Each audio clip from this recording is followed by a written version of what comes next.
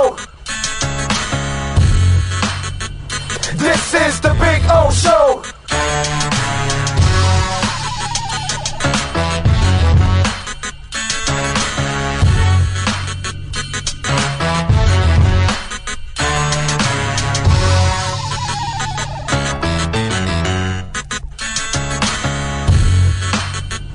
This is the Big O Show.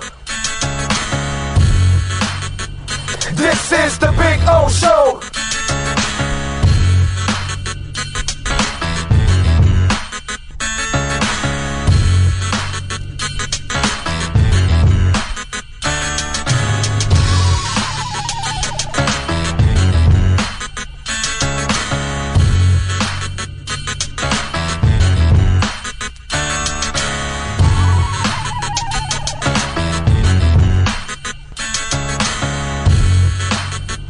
This is the Big O Show. This is the Big O Show. This is the Big O Show. There's no need to drive around South Florida wasting valuable time looking for a new or certified pre-owned Acura. Go to the #1 volume sales dealership in the Southeast United States. Craig Zinn's Acura of Pembroke Pines. Purchase with pace and space in a dealership tailored to your needs. From home buying to providing that personal touch. Contact the 2020 Satisfaction Award winner Craig Zinn's Acura of Pembroke Pines. 888-776-5123. That's 888-776-5123. Or visit them at 15601 Pines Boulevard in Pembroke Pines. Welton Rayom has more than 62 years of litigation experience handling insurance disputes. They're committed to resolving even the toughest insurance claims quickly. Call them for a free consultation. 954-966-4646. At Welton Rayom, they don't get paid unless you win. Property damage claims to your home, business, or condo as a result of a hurricane. Welton Rayom can help. Water, mold, fire, smoke damage, Welton Rayom can help. Call 954-966-4646.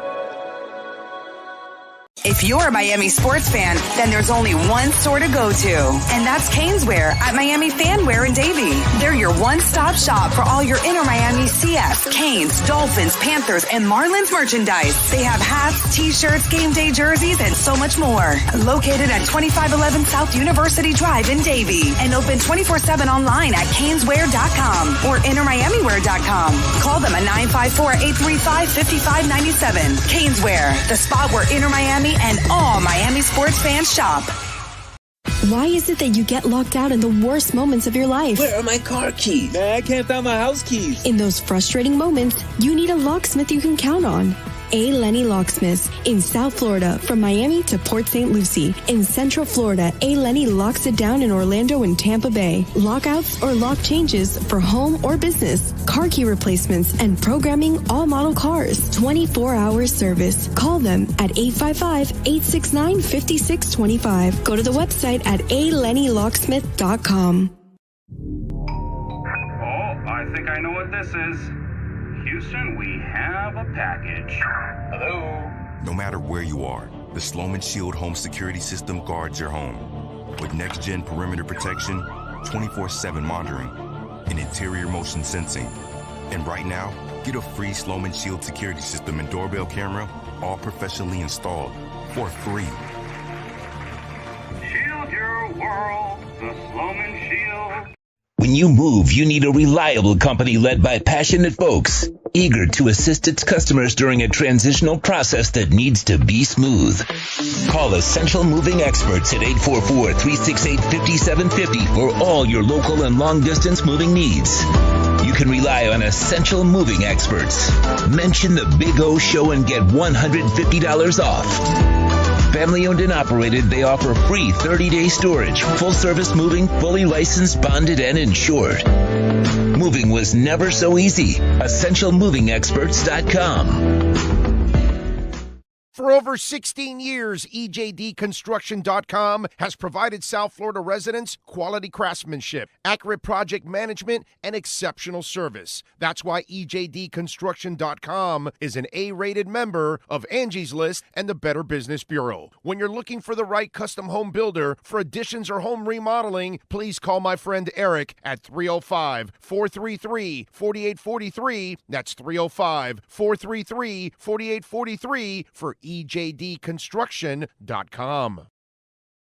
Welcome to Red Light Therapy, a revolutionary technology perfected by NASA to aid in muscle strengthening and recovery. Red and infrared light has the capacity to penetrate deep into the cell's mitochondria, potentially leading to increased energy, faster recovery, and the optimal performance your body demands. Train, fight, recover.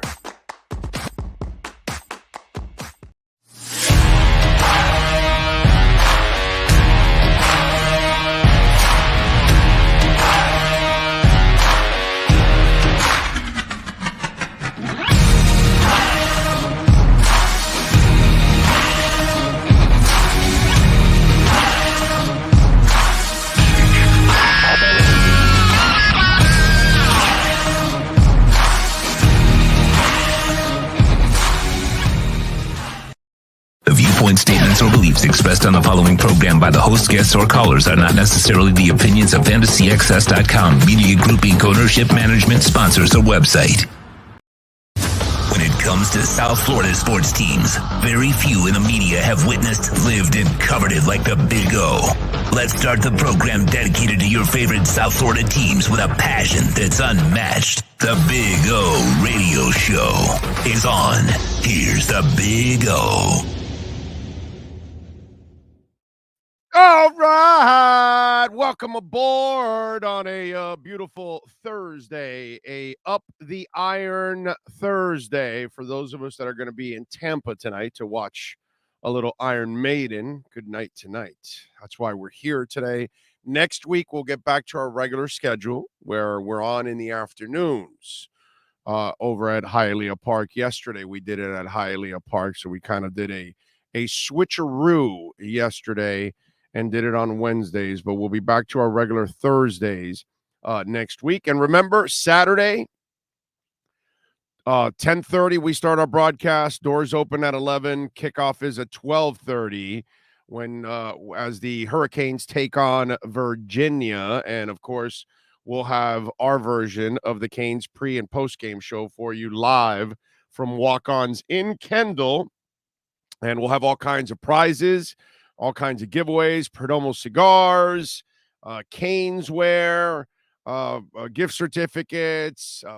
Edge Energy Drink is going to be serving up some Edge out there. You can try the finest energy drink on the planet, and then you'll say, okay, let me go to myedgedrink.com and let me order some of that and get it to my house or my office right away. That's what'll happen. I'm telling you, once you try, you're going to go, damn, O's right. This thing is awesome. And I believe we're also going to have beer tasting there, too. So there you go. There you go. It's a beautiful thing. So we got all that going on. And what else do we have? The good news in the financial world as GDP is up, all kinds of stuff. It's probably going to be kind of a fake pump. But I wouldn't be surprised if there is a pump in the markets today because of some of the good news. But, man, you see over there in England and all that kind of stuff. So be careful. Be prepared. It's probably going to be some ugly waters over the next couple of months financially for a lot of folks. We got Dolphins getting ready for the Lions. We got Ravens and Bucks tonight. Got Panthers and Flyers tonight. Heat last night defeated the Blazers. That was a nice game. I stayed up for that. You know, I was like, should I stay up for a 10 o'clock game? I got to get up, and then I got to drive to Tampa, and then I got to drive back. So I'm on. And by the way, tomorrow we're going to be on like, I don't know, Sean, I think it's like 12:30, 1 o'clock or something we're going to be on over at Acura Pembroke Pines. It will not be a 10 o'clock show tomorrow. Coming back from Tampa, I won't be back till, I don't know, 2 in the morning or something like that, 2:30. So I'm going to need some sleep. You all right? You had said one at walk-ons. You told me one at told me one at Acura. At walk-ons, you said 1 o'clock at Acura. Oh, I'm sorry, Acura. 1 o'clock Acura, not walk-ons. I'm sorry. Acura on Fridays. We're there twice a month. So it'll probably be around 1 o'clock that we'll be there. That makes a lot of sense. Coming back from Tampa and all that good stuff. I got to get some sleep, bro. If I don't, there's no way I'll survive. So I got to make sure. So get a little rest. And then I got another concert in the evening. Reverend Horton over at, is it Revolution Live, I believe, where we're going. So we're going to see that. So it's going to be a busy 48 hours right now. It's going to be a busy ass 48 hours. When I walk in on Saturday morning to do that pregame show, Mike McCoy, you better carry that damn show, bro. You better carry that damn show because I'm going to need the energy out there. Don't forget to smash the like button while you're watching the show, while you're downloading the show at any time, day or night. We always appreciate that. Thank you as always. What else do we have going on? We've got Alan Poupart joining us today at 11:15. So in hour number 2, Cameron Wolf will stop by at 12:30. So got a lot of things. World Series starts today. Man, there's a lot of stuff going on tonight. Heat are taking on the Warriors. You got the Panthers and the Flyers. And you've got game 1 of the World Series tonight between the Phillies and the Astros. And does anybody really care? Speaking of baseball, Craig Mish will join us tomorrow at 1:15. So we'll have a little fun with Craig tomorrow at 1:15 here on Le Programme. So what else do we have? What else? Yep, that's about most of the stuff that's going to happen sports-wise. We got the Dolphins getting ready for the Lions. They're favored by 3.5. The over and under is 51.5. Miami is favored minus 180 on the money line. Lions plus 155 on the money line. Yesterday, they signed Jamal Perry, the DB. While we were on the air, they signed him. And they also signed Calvin Jackson, the wide receiver, to the practice squad. They placed Brandon Jones on the IR, which was, that wasn't really breaking news. That was kind of expected. And then Freddie Swain, they signed the wide receiver Freddie Swain from the practice squad, was put on the practice squad IR. That's what it is. So those are some of the moves. And obviously, I think that a lot of Dolphin fans are trying to figure out right now, what are the Dolphins going to do with the trading deadline? And, we talked about this, that I told you I talked to a couple people last week, and they thought that it would take a week for things to get going. Didn't I tell you that? Well, the week passed, and we have 4 deals already. So it's actually been already really active. McCaffrey to San Francisco, Robbie Anderson to Arizona, James Robinson got traded from the Jags to the Jets. Boy, that guy went from being a Jag to a Jet. Like, that's depressing and then depressing. I know they're 5-2, but they've been feasting on backup quarterbacks, and they're winning on their defense and their running game, basically. They're not really winning with the quarterback, so it's funny. Some people look at it and go, Zach Martin's doing he's not really doing that, nothing special. And so now, and James Robinson, by the way, did have a funny line that it feels good to go from to 5-2 from 2-5. So that was good. And then Robert Quinn, during our show yesterday, got traded to the Eagles for a 4th rounder, and the Bears will pick up a lot of that. So question is, where do they go now? Seattle has defensive backs that they could trade, but they're winning.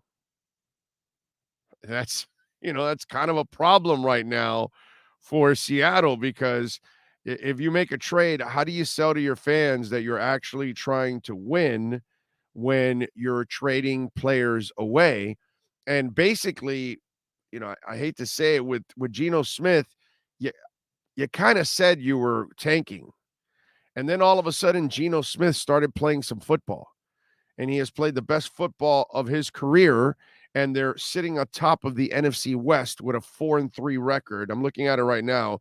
The Rams are 3-3, and then the San Francisco 49ers are 3-4 along with the Arizona Cardinals. So a year where you kind of looked like Seattle was tanking. This is why you can't play the schedule game. They're 4-3 right now. So do you trade any of your defensive backs now? What signal do you send? The Browns, Greedy Williams, another defensive back that's available. Kareem Hunt, a running back that's available. He really hasn't done anything. He's been the backup to Chubb the entire time, hasn't really gotten any starts in a few years.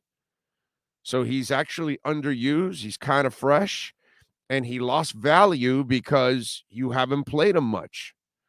Jack Conklin has been talked about, but he is nowhere near where he used to be. He's not worth trading for. And Ronnie Harrison, the strong safety, just a guy. That's another guy they've been talking about. But Greedy and Kareem Hunt are probably two of the guys that you can look at.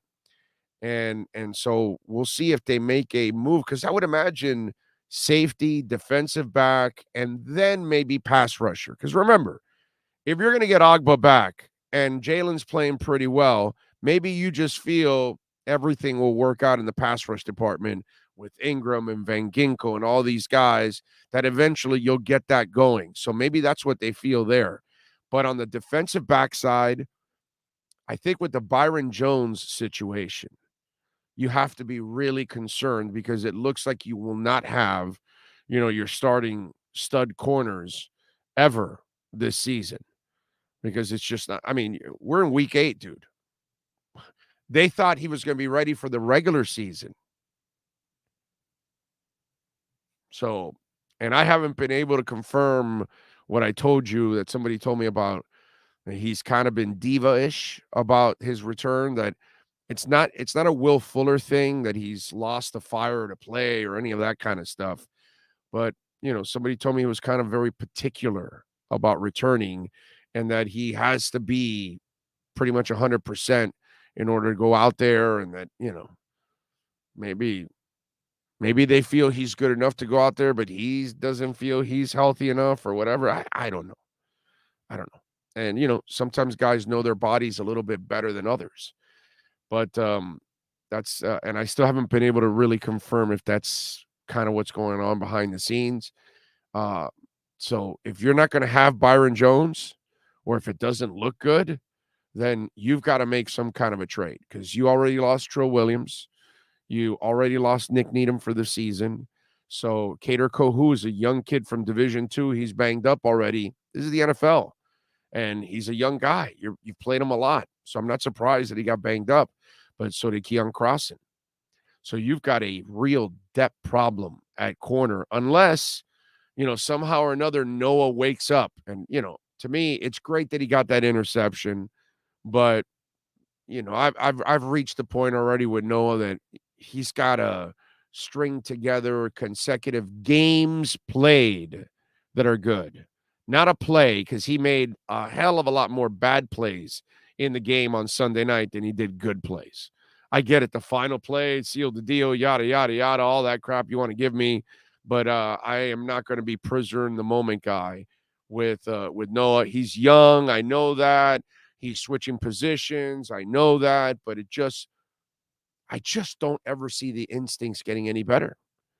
And that's my problem with it. So I can't believe Noah has turned the corner until I see him for like 3 games play well. Not 1 or 2, but at least 3 in a row where he's stringing together really good performances. And then I can say, okay, now we're talking about it. Because 1 or 2 games, anybody can do it when you're a professional. But you start stringing together 3 and 4 games and 5 games, then now you start to, okay, there's habits now being developed. And we have not seen that for an entire game yet, ever. In his entire career, he's never done that. He'll have a couple of plays here or there, but it'll also be sprinkled in with a whole bunch of other bad plays. And so you got a corner problem. You've got to go trade for you've got to try to trade for somebody, because again, the compensation maybe too much. And remember, Miami's already without a first and a third rounder, thanks to the two boneheaded owners of the Miami Dolphins. Devin Jordan, thank you, sir, for the love on the super chat. He says, "Morning, oh, you predicted Robert Quinn being traded. The Eagles got better defensively." Yes, they did. Yes, they did, Devin. Yeah, I thought he would get traded, and they won this week, and they still traded him. So that's kind of twisted. But then again, I mean, it's not just because they won this week doesn't mean that the Bears are, there to be taken serious. You know what I'm saying? Let's see. Big O, this is an Achilles heel. If it ain't right and you push it, pop, there goes. Could be a career ender. Oh, the Achilles. Yeah. No, that's why I'm saying. That's why I told you that I want to make sure that what we're hearing, it's not Will Fuller kind of stuff. Okay? At least that's what the one person that talked to me about this, okay, because I guess there's medical stuff involved, it's hard to get the information. People are afraid to talk and all that. But the one person that I was able to get, that's what they said, that it's kind of, he's been very particular about his return. He's been very picky about it because he doesn't feel his body's right yet. And the doctors, you heard the coach yesterday say, 2 days ago, the doctors have pretty much done everything that they can at this point. So, it's just one of those deals, and we'll find out. We will find out. Hopefully, he can get it right and get out there. But you are right. The Achilles is one of those things that you have to be careful, because if not, you're going to definitely get it, popped and lose again. And then what happens to him is he gets cut and he loses next year's salary. So I think he's trying to come back the right way, stay healthy, and play well so he could get his salary next year. Because he's going to get released after next year. That's like automatic that he's going to get released after next year because of caps situations. So it might be a year earlier if you can't come back from this injury this year. So there is a little catch-22 for him. You know what I mean? Because they could move on from him after this season and then just take the cap hit and just say, forget it. It is what it is. Big O, next year the Dolphins play Kansas City. So doing that road game next year, cross that off my list. There you go. That's a great place to go, Kansas City. Call Matt Verderam to get tickets. He's got the hookup. Pat in Nashville says, Noah is terrible. The interception literally dropped into his hands. If the QB had thrown it correctly to the corner, he was toast as usual. Yeah, I know. That's why I don't, I don't get all up about it and all that. Noah's got a long ways to go, and I don't know if he'll ever get there. I really don't have a lot of hope anymore for Noah to get there. I've been patient and giving him the opportunity to try to develop, but I just don't see the progress. Nick Needham started off terrible. He got better, and he started to show improvement, and that's what you want to see.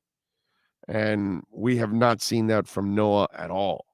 It's a play here or there. It's not really improvement. Everyone knows their own body and what they feel. When he does return, he will ball. I hope so, Giovanni. I hope so.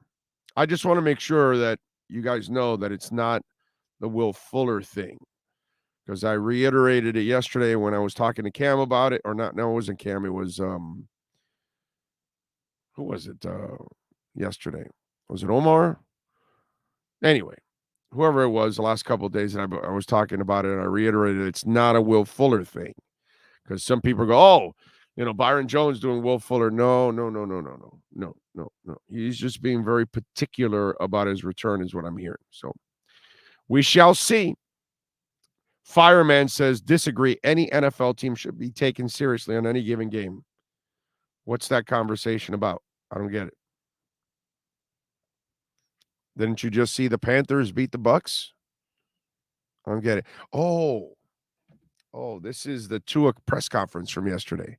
Well, I'm sure that was a question that was asked. Well, the Lions have not played well, this, that. And then that was his response to it. The Dolphins are in no way they are taking anybody lightly. The Dolphins right now, with all the problems they have and all the injuries they have, they can't afford to take anybody lightly, bro. The Steelers suck, and they eke that win out. And that's a bad team that they faced on Sunday night. And they're facing another bad team. But the difference between a bad team and a good team in the NFL is not much. And so a turnover here or there, a couple of penalties, and the face of the game could easily change. And you're the Carolina Panthers that you've got nothing to play for, and yet somehow or another you rise to the challenge to beat Brady and the Bucks. No, you rise to the challenge to embarrass Brady and the Bucks. That's the amazing part. Okay? By the way, we were at Hialeah Park yesterday. Larry Little's Hall of Famers night is set for Friday, December 2nd, folks. And you can take advantage and get on the golf tournament. Can't go to the dinner, but you can watch the dinner on our platform because Sean and myself will be there live. We'll be interviewing a lot of the Hall of Famers and the greats that are going to be there that night because Larry always brings out a whole bunch of stars. But if you want to be on the golf tournament and maybe you can join some of these great foursomes and meet some of the great players of all time, 954-867-6511. That's 954-867-6511. And the 15th annual Larry Little Legends Golf Classic at Miami Lakes Golf Club will be on Saturday, December 3rd. All right. Friday night, December 2nd, we'll be out there hosting the event. So that'll be really, really cool. And we'll be able to do that too. By the way, I do want to remind you, Sports Grill with 7 amazing locations. They've got an 8th location coming. It's in Doral. Carlos and Frankie and the boys are getting it prepared. That thing is going to be nasty. But Sports Grill, proud sponsor of our show for many years now. And, all the great people out there at Sports Grill, they got some awesome specials, $1.50 Bud Light drafts and bottles during NCAA and NFL games. Tonight is Thursday night. New cocktails, only $5 during NCAA and NFL games. Cherry lemonade and tailgate tea. $12 domestic pitchers. They added the buttermilk chicken sandwich to the menu. It is absolutely delicious. The bone-in wings, 15% off. And listen, you think you're a chef? We can improve your skills in the kitchen. Hot sauces are now available. Those famous hot sauces from Sports Grill, buffalo sauce, Miami Heat, blackberry barbecue, and the Dale. They've got all those. You can actually take them home. How cool is that? And Mondays, $7 single smash burger at all 7 great locations. Sportsgrill.com. Check it out and tell them that Big O sent you. They definitely will take care of you. Greer needs to get greedy and trade for Greedy Williams. Well, we'll see. They don't have a first and a third. So it all depends on what they're asking for and what they're looking for. So looks like market's starting to bounce back a little bit here. There was like this little minor dip, and then it went right back up again and headed up. And Ethereum, I see, where is it at? Hovering right around, it's at 1580, right around 1600. So there you go. Kind of expecting a little bit of a pump overall with the market. Not that it's going to be a sustainable one. I don't know about. Although I keep thinking with Bitcoin, with dollars crashing all over the world, and look what's happening in England and all that, I think people all over the world are going to be switching over to Bitcoin instead of their country's currency. William Hawks thinks, I think Byron is waiting on the trading deadline so they don't trade him. No, William, they do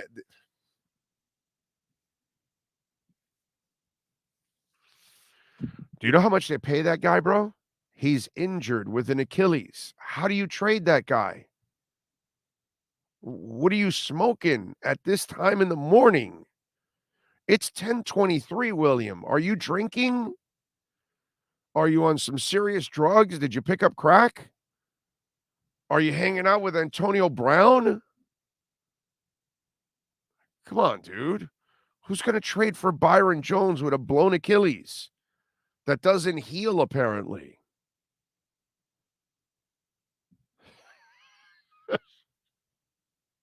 He's waiting for the trading deadline. Oh, God. Oh. Let me explain something to you, William. I think it's something that you seem to not understand because this happens, bro. A lot of you follow football, but you really don't understand the business. Let me explain to you right now what would happen. Do you know how you got to trade Byron Jones? You have to pay the team to take him. William, I don't know if you know that. It's not that you're trading him to get a pick back. No. With the salary they're paying him, the injury he has, you would have to literally give a team a draft pick so they can take him off your roster and off your cap.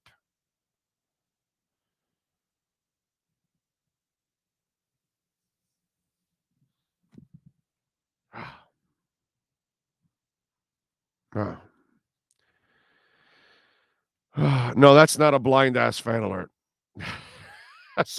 I screwed up. We haven't created the stupid chat. That's the one. Oh, it doesn't really take a lot of writing either to send it to my voice guy. So this one doesn't really need a lot there. So yeah, it's yeah. William's lucky I have not created stupid chat. Doing a little morning drinking, William Youngblood. Like it's 10:20 and this guy's taking swigs right now. Like this is the kind of dude that walks around with a flask. Sipping on grandpa's old cough medicine.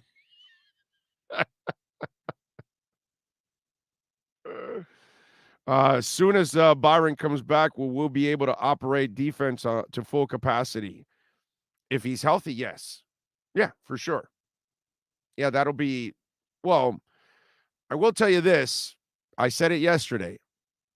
I don't know how you replace Brandon Jones. I really don't.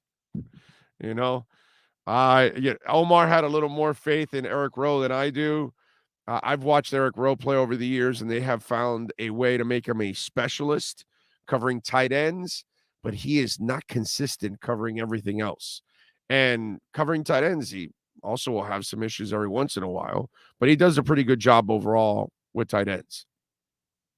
But as a corner, as a safety, I think that's going to be a little bit up and down for Eric. He's a solid player, but not where Brandon Jones was going, dude. Oh, no. No. Big O talking about Antonio Brown. Talk about a guy who's so desperate for attention with the Photoshop photos of him and Giselle. No, how about this? He's supporting Kanye.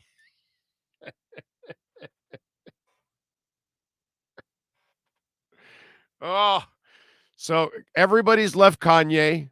Did you hear that he went over to the Skechers offices yesterday? So Kanye shows up at the Skechers building unannounced, uninvited, and they kick his ass out. It's over in Manhattan Beach, California. Robert Greenberg is the founder and the owner. His son, Michael, is the one that runs the company. It's a Jewish family. Awareness, Kanye? Do you have any? Adidas dropped me. Let me just go to another shoe apparel owned by a Jewish family because, of course, they're going to accept me with open arms. Now, here's the thing. Kanye's so stupid, He probably didn't even know it was a Jewish family that owned Skechers. You know why he went over there? Because Kim Kardashian was the face of Skechers back in 2011. So he goes, well, Kim K had Skechers. I was married to, they'll accept me. And he probably didn't even know who the owner was. And probably walked over there and then they like escorted him out. Oh, by the way, the three people that are supporting Kanye West right now, Antonio Brown, Des Bryant, who came out yesterday and said, I don't think he hates Jews. And then those Nazi dudes that had the sign over the highway, that's the group behind Kanye West. The rest of the world is saying, yeah, no, Kanye, you can just go disappear in a corner.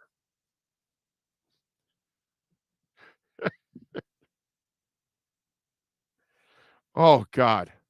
That is like, wow. Man.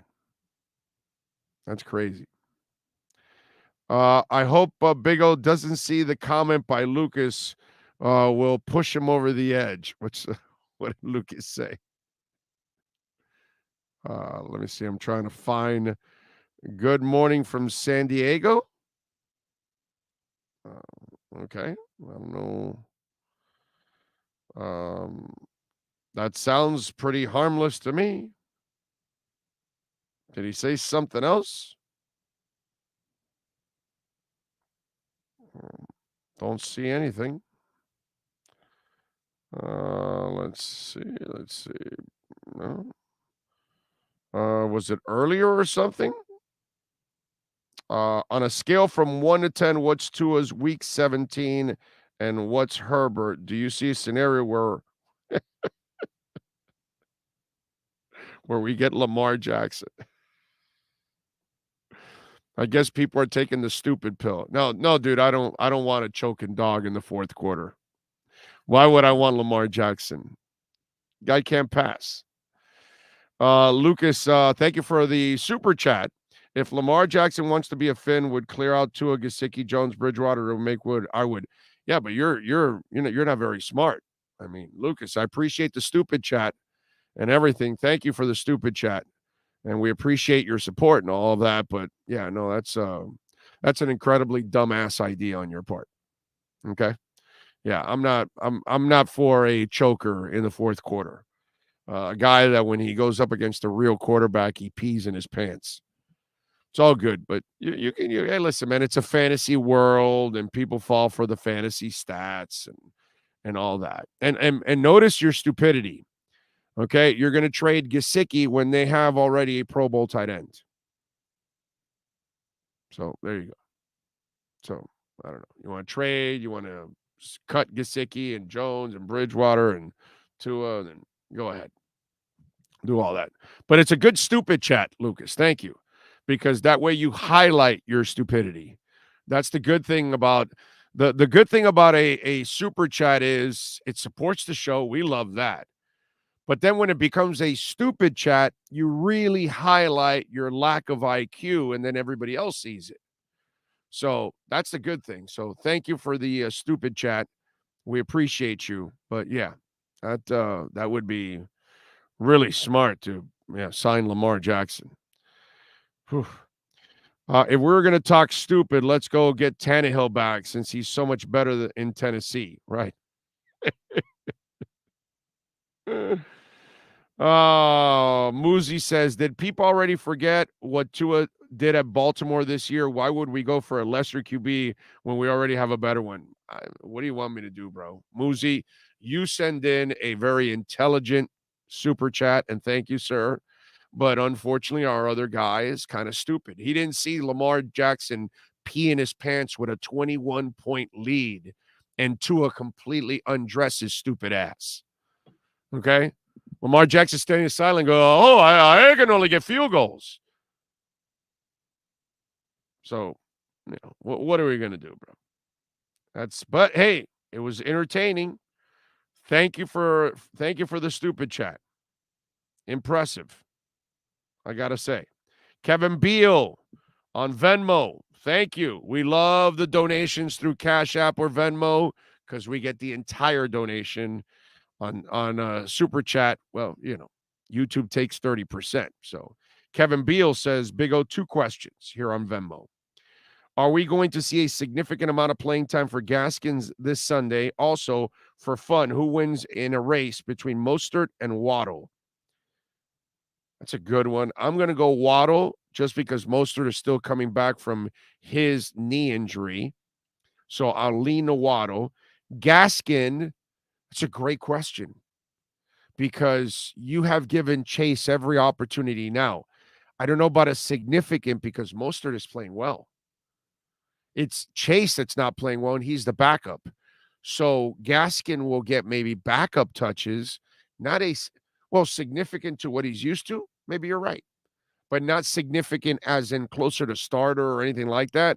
But I'm with you that you've got to start using Gaskin. He's always proven to be a solid football player. So I'm with you there. Kevin, thank you for the love on Venmo. As always, appreciate it. Thank you. What else do we have here going on in the world of sports? Big O, if we can trade Byron, would you prefer picks or... Dude, we're not... That's ridiculous. Let's get off of that, Joel. There's no trading of Byron Jones right now. Nothing. The guy's injured. Let's live in reality. Again, guys and ladies out there, you guys want to find these silly shows that are going to deal into all hypotheticals that don't make any sense, you can go for it. I'm not doing that. I just don't do that on this show. Reality is you have to give up a pick in order to trade Byron Jones. Do you understand that? You have to give up a pick and take a cap hit. It's not happening. Byron Jones is stuck on this roster till next year. Okay? If they want to move in the offseason and take, I'll tell you what. I'll tell you exactly what happens if they cut him in the offseason. So I think you guys need to kind of get a little bit more of the reality in it. The good thing is it's a couple years into the deal, so it won't be nearly as bad as it would be right at the beginning of the deal if you did it like after the first year. That's the good thing. But I'm going to look it up, and I'm pretty sure that the Dolphins are going to take a brutal cap hit this year if they do release him, because I think the reality is you want to release him after next season. I think that's how it goes. But I'll tell you right now.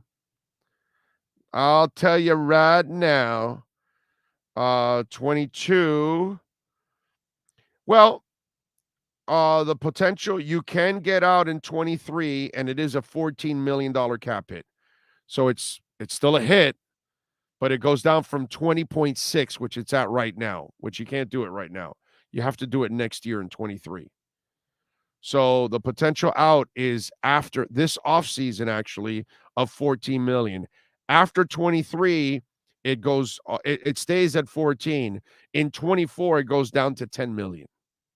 So you're going to take a cap hit one way or the other. But I think, you might want to wait one more year if you can, because it goes down to 10.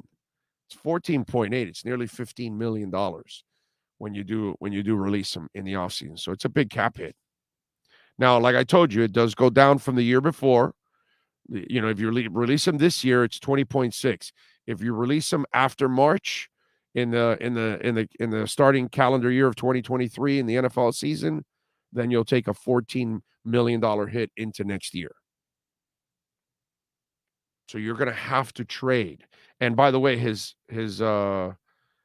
base salary is 13.5 next year.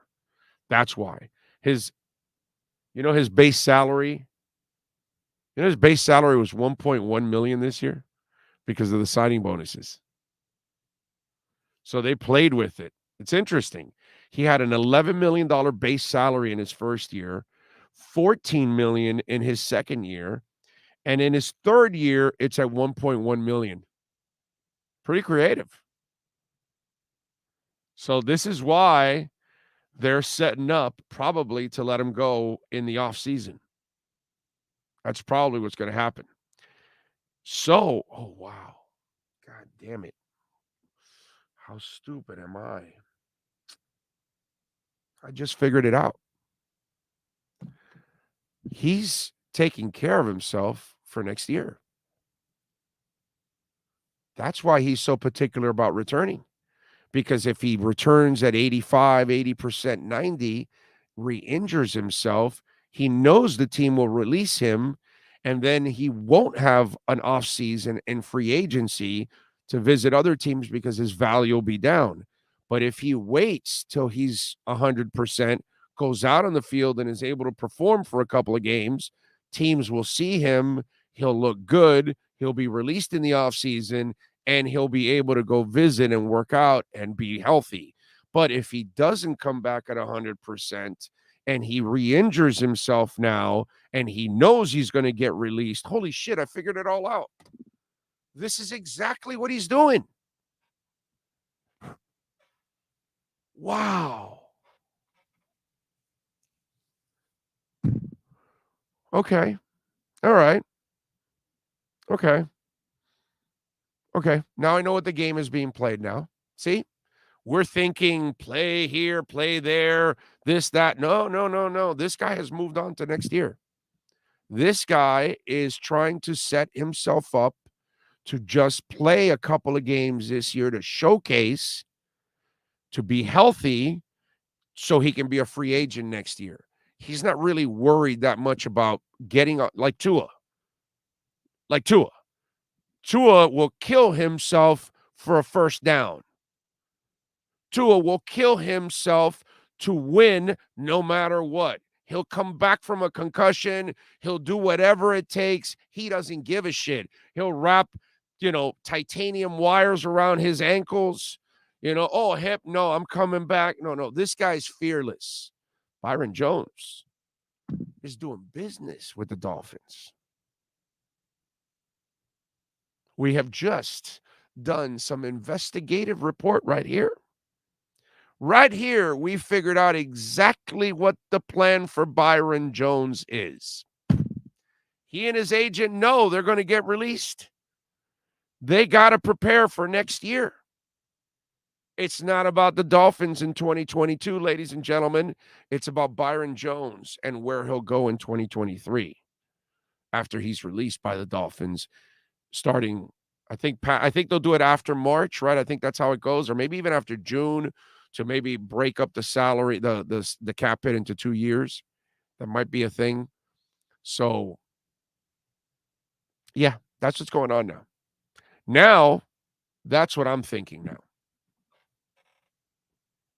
How about that? Based on what you said, Byron is not playing. Maybe, Mr. Spock. He might come back for a game or two to kind of show off that he's healthy and get it on film. And then, hey, I tried to rehab and get back as fast as possible, yada, yada, yada, whatever. And, but he goes out there and showcases it. Or you're right, Mr. Spock.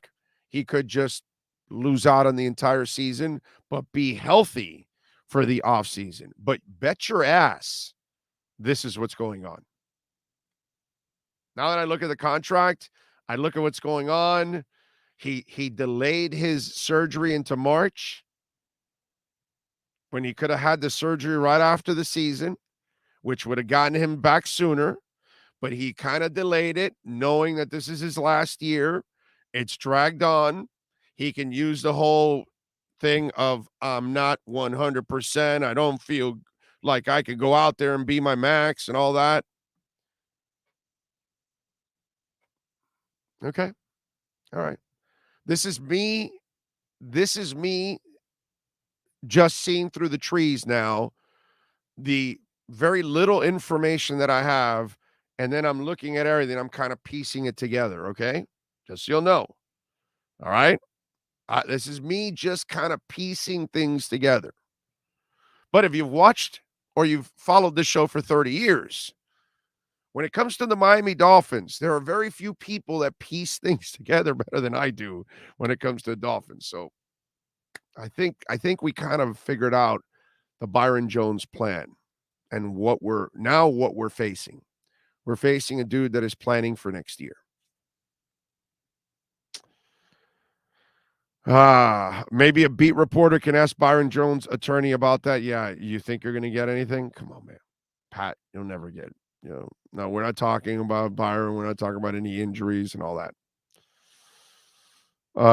Sid Reddy says Byron is not playing another game for the Dolphins. It is what it is. Maybe you're right. I don't know. We'll find out. Big O, would you happen to know the ratings from Sunday night's game? Thanks. I don't. Let me remember Cash App or Venmo, Cash Big O Show. That is Cash Big O Show on Cash App or Venmo. Kevin, thank you, sir, for the Venmo. And Rob Rabalias, Big O, what are your top 5 albums of all time in no particular order? Wow. Holy shit, dude. That's like unfair. U2 War.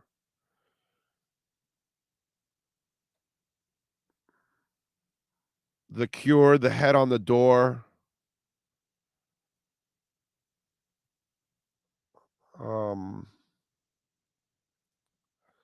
Led Zeppelin 2.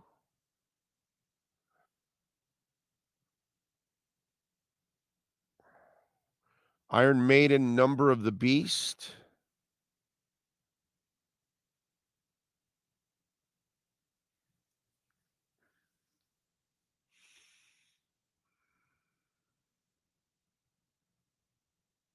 The Fix, Reach the Beach. Those are my personals.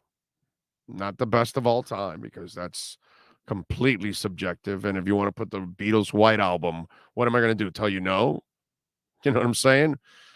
So it's like you want to what's it's like the Aquarium album of Stevie Wonder that is just sick with all kinds of hits. I forgot the name of that one. There's all kinds of albums I can come up with. You know what I'm saying? So it's you want to tell me Earth, Wind, and Fire, that's the way of the world. I'm not going to argue with you. You know what I mean? It's subjective, but there's 5 albums, and I could probably think of others that I would put in the top 5, but it's not. But I'll give you those 5 there, but there's probably others that I can think of that would be worthy of being in the top 5. So thank you very much, Rob. Appreciate you, my friend. That's such a tough subject because maybe it's an album that it may not even be your favorite band, but it's still an album. Tony Segales sending in some Bitcoin. Yeah, baby. On Cash App. I love it. Cash Big O Show. Thank you, Tony. Appreciate you, my friend. Very nice. Those are my favorite donations right there, man. A little Bitcoin. Yeah. Joel Hurd says, Chaz, I'm saying I don't think JC or Byron will play this year. Do you wait to release Byron and lose cap space or trade him for a player who's also injured? Joel, that doesn't work that way, bro. They're not trading injured for injured and all that. And if Byron's really not going to play much and he's really thinking about next year, you're not trading much. That's not going to happen. Nobody's trading one injured player for another injured player. That's well, you guys are coming up with some doozies today that you have you lack so much reality. It's not even funny. NorCal says best 5 albums. Tool has 5 of those of my favorites. There you go. Get it? I hope the Lions are not being taken. Why would they be? What's this whole lightly thing? I'm not why because Tua was asked about the Lions not being good, and then that was his response. Like, hey, we're not playing they're playing an NFL team. So, and who the hell are the Dolphins to overlook anybody? They're 4-3 and injury riddled. They barely beat a rookie quarterback this week. I don't understand where this is coming from. This is, Anybody using scare? Is there an article or something of scare tactics or something? I'm sorry, I must have missed it. Did somebody write something about, well, let's not take the Lions serious. We got to not take the Lions lightly. Why would you? Stanky fingers and the Jags beat you last year. You just saw Carolina beat Tampa this past week. Why would anybody take any team in the NFL lightly? That's just stupid. And who the hell are the Dolphins? You know, if they were riding high and they were 7-0 and the Lions are 1-6, right? If I'm correct. Okay. No injuries. You know, everybody's playing. It's, you know, the first 3 games went 7. Okay. I'll give you that. I'll say, yeah, no, Dolphins, man, 7-0, 1-6 Lions. Yeah, they might look at this like a bye week. I could entertain that conversation a little bit. You're 7-0, you got a big ass head, right? You got a fat head. We should put it right on the wall. You know, I get it. But 4-3, you barely beat a rookie quarterback. Your offensive line still isn't fixed. You don't have a running game. You're on your 7th and 8th corners. You now have to have a backup strong safety. How would you even feel overconfident about anything? I'm not sure where this. I got to look at the papers. There must be somebody must have been scaring you guys. It's a thing that they do nowadays anyways. They do it a lot. Scare tactics. It's kind of the way they win in a lot of things nowadays. They scare you into doing it. Panthers are off to a shaky start. 4-2-1.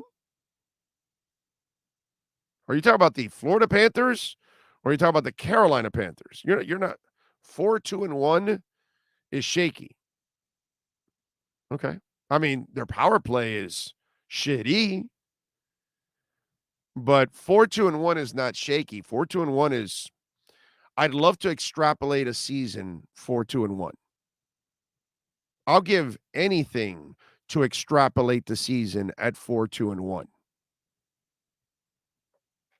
Okay?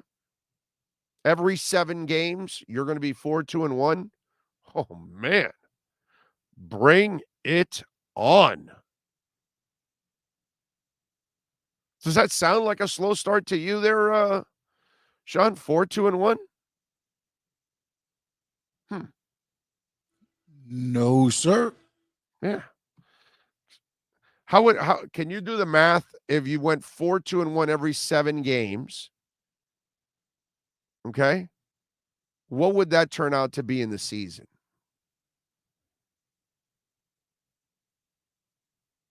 Let me see something.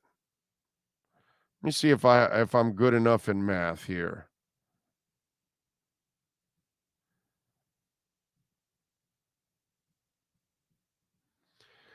So, well,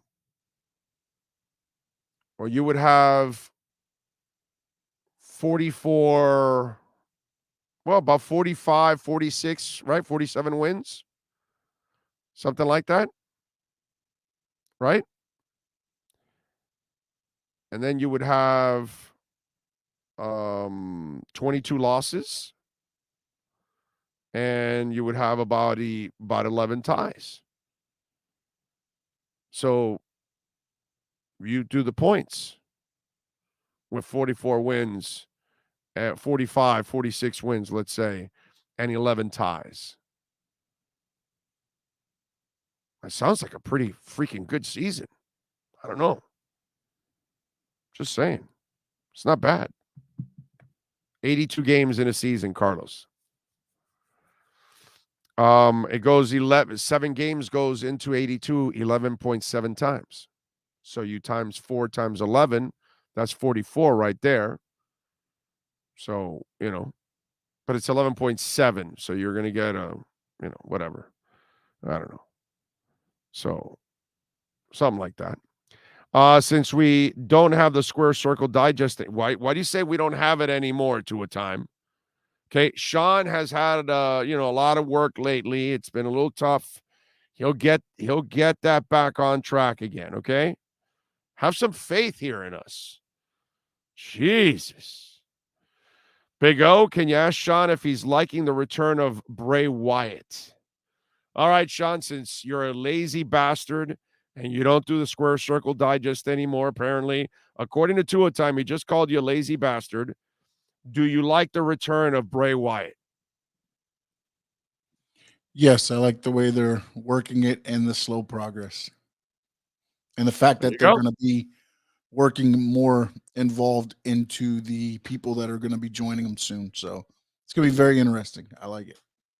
Okay. There you go. And by the way, talking about essential moving experts, Sean Williams and the boys. Sean was on with us yesterday. Big Dolphin fan, as you can see. The business is in Dolphins colors. 844-368-5750 is the national number. Again, it's long moving services, home moving services, long distance moving services, office relocation. How about this? Let's say you're moving from Kentucky to Florida, Florida to Tennessee or whatever, and you need to store your goods in between because maybe they're finishing up on the house or whatever. They'll store your goods up to 30 days. That's the kind of service that they provide. Flat rates, no surprise charges, safe and efficient loading and unloading practices at all times.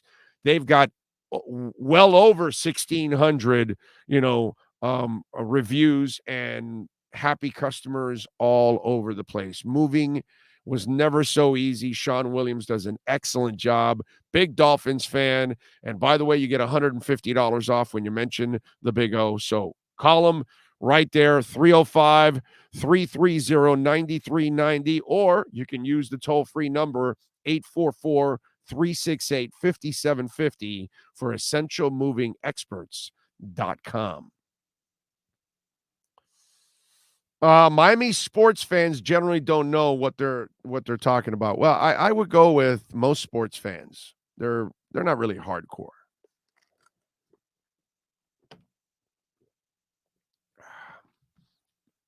Problem is that most of you don't take the time to find out more about what you're doing. What you're actually watching, studying, whatever it is. And I see it with crypto, or I see it with politics, or I see it with sports, or whatever it is. And so sometimes you just don't really look into all the details, The last time I watched wrestling, Hacksaw Jim Duggan, or Dugan, it's Dugan, I think, right? Because I think I've heard that name. Not that I know shit about wrestling. It's Duggan. It's Duggan? There you go. See, I don't know shit about wrestling. Been a minute. LOL. I'm with you. A Dolph fan, Mitch, says, looking forward to Byron Jones not being here next year. Never liked his contract. The injury holdout just goes to show who he is. I'll be glad when MIA releases him in 23. Yep. Yeah. I mean, that it kind of was that not enlightening, by the way? How we figured out what he's really doing now? All you got to do is what's happening when he took his surgery, the delay, the contract, the status of his contract, what's coming up in the future. Why would there be a delay?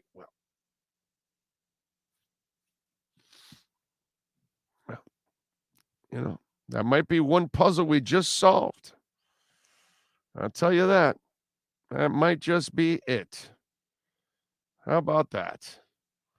It's a beautiful thing. All right. Remember, you can also reach out to us on our Welton Rayom text line, 855-912-1056. That's 855-912-1056 on the Welt and Rayom text line. You can also reach out to us on Twitter. That's at Big O Show. And again, Tony, very cool of you donating a little Bitcoin. Those are my favorite donations. Those get me more excited than even cash. Big O, I'm going to give a listen to those albums you mentioned. Well, you got to like the bands. You know what I mean? I don't know if you're a U2 fan. I don't know if you're a Fix fan.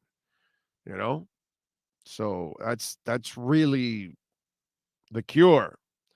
You know, The Head on the Door is just like, for me, a phenomenal album. It's just like just a great album. Let's see, what else do we have here?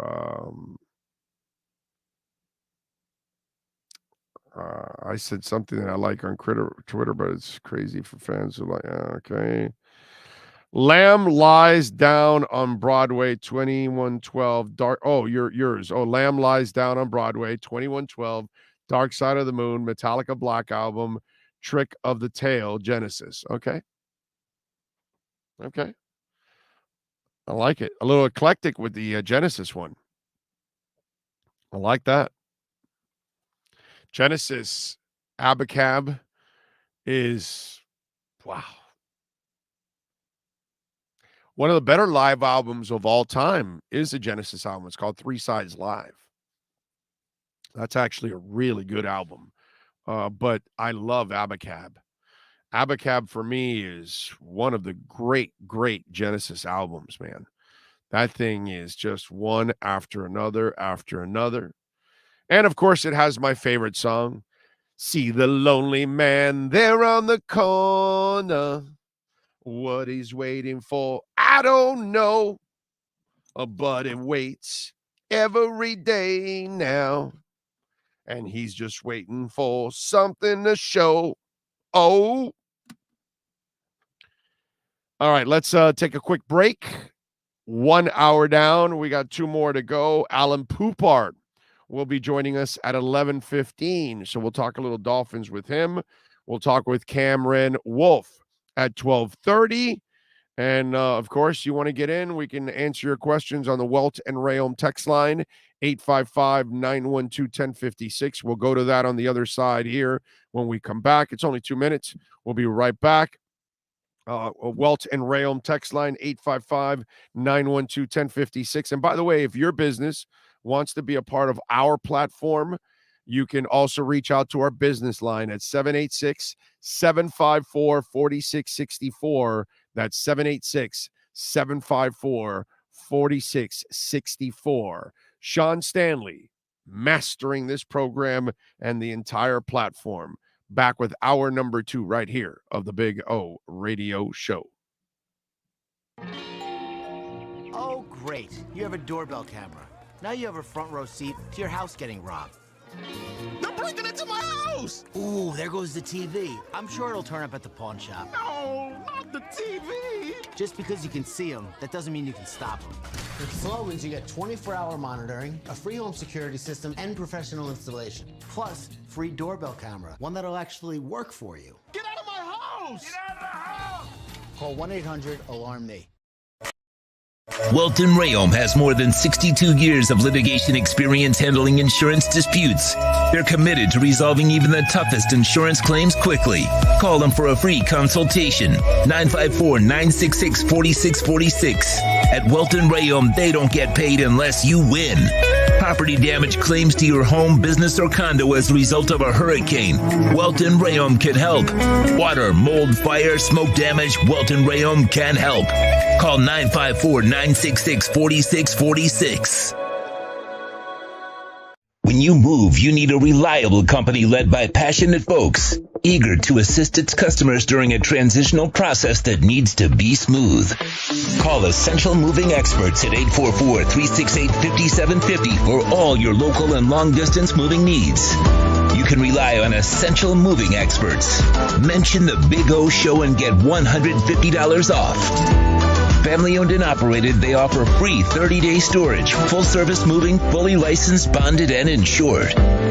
Moving was never so easy. EssentialMovingExperts.com. Welcome to Red Light Therapy, a revolutionary technology perfected by NASA to aid in muscle strengthening and recovery.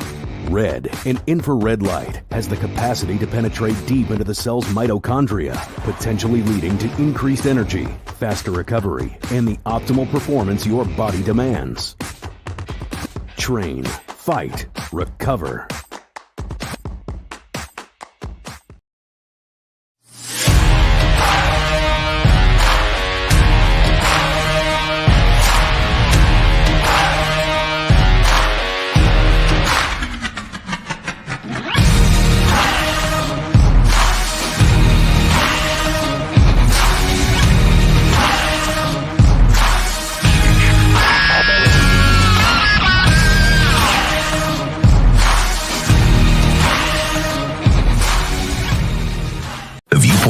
opinions or beliefs expressed on the following program by the host, guests, or callers are not necessarily the opinions of FantasyXS.com, Media Group Inc. ownership, management, sponsors, or website. When it comes to South Florida sports teams, very few in the media have witnessed, lived, and covered it like the Big O.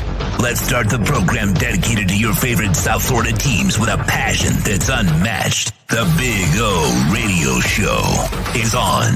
Here's the Big O.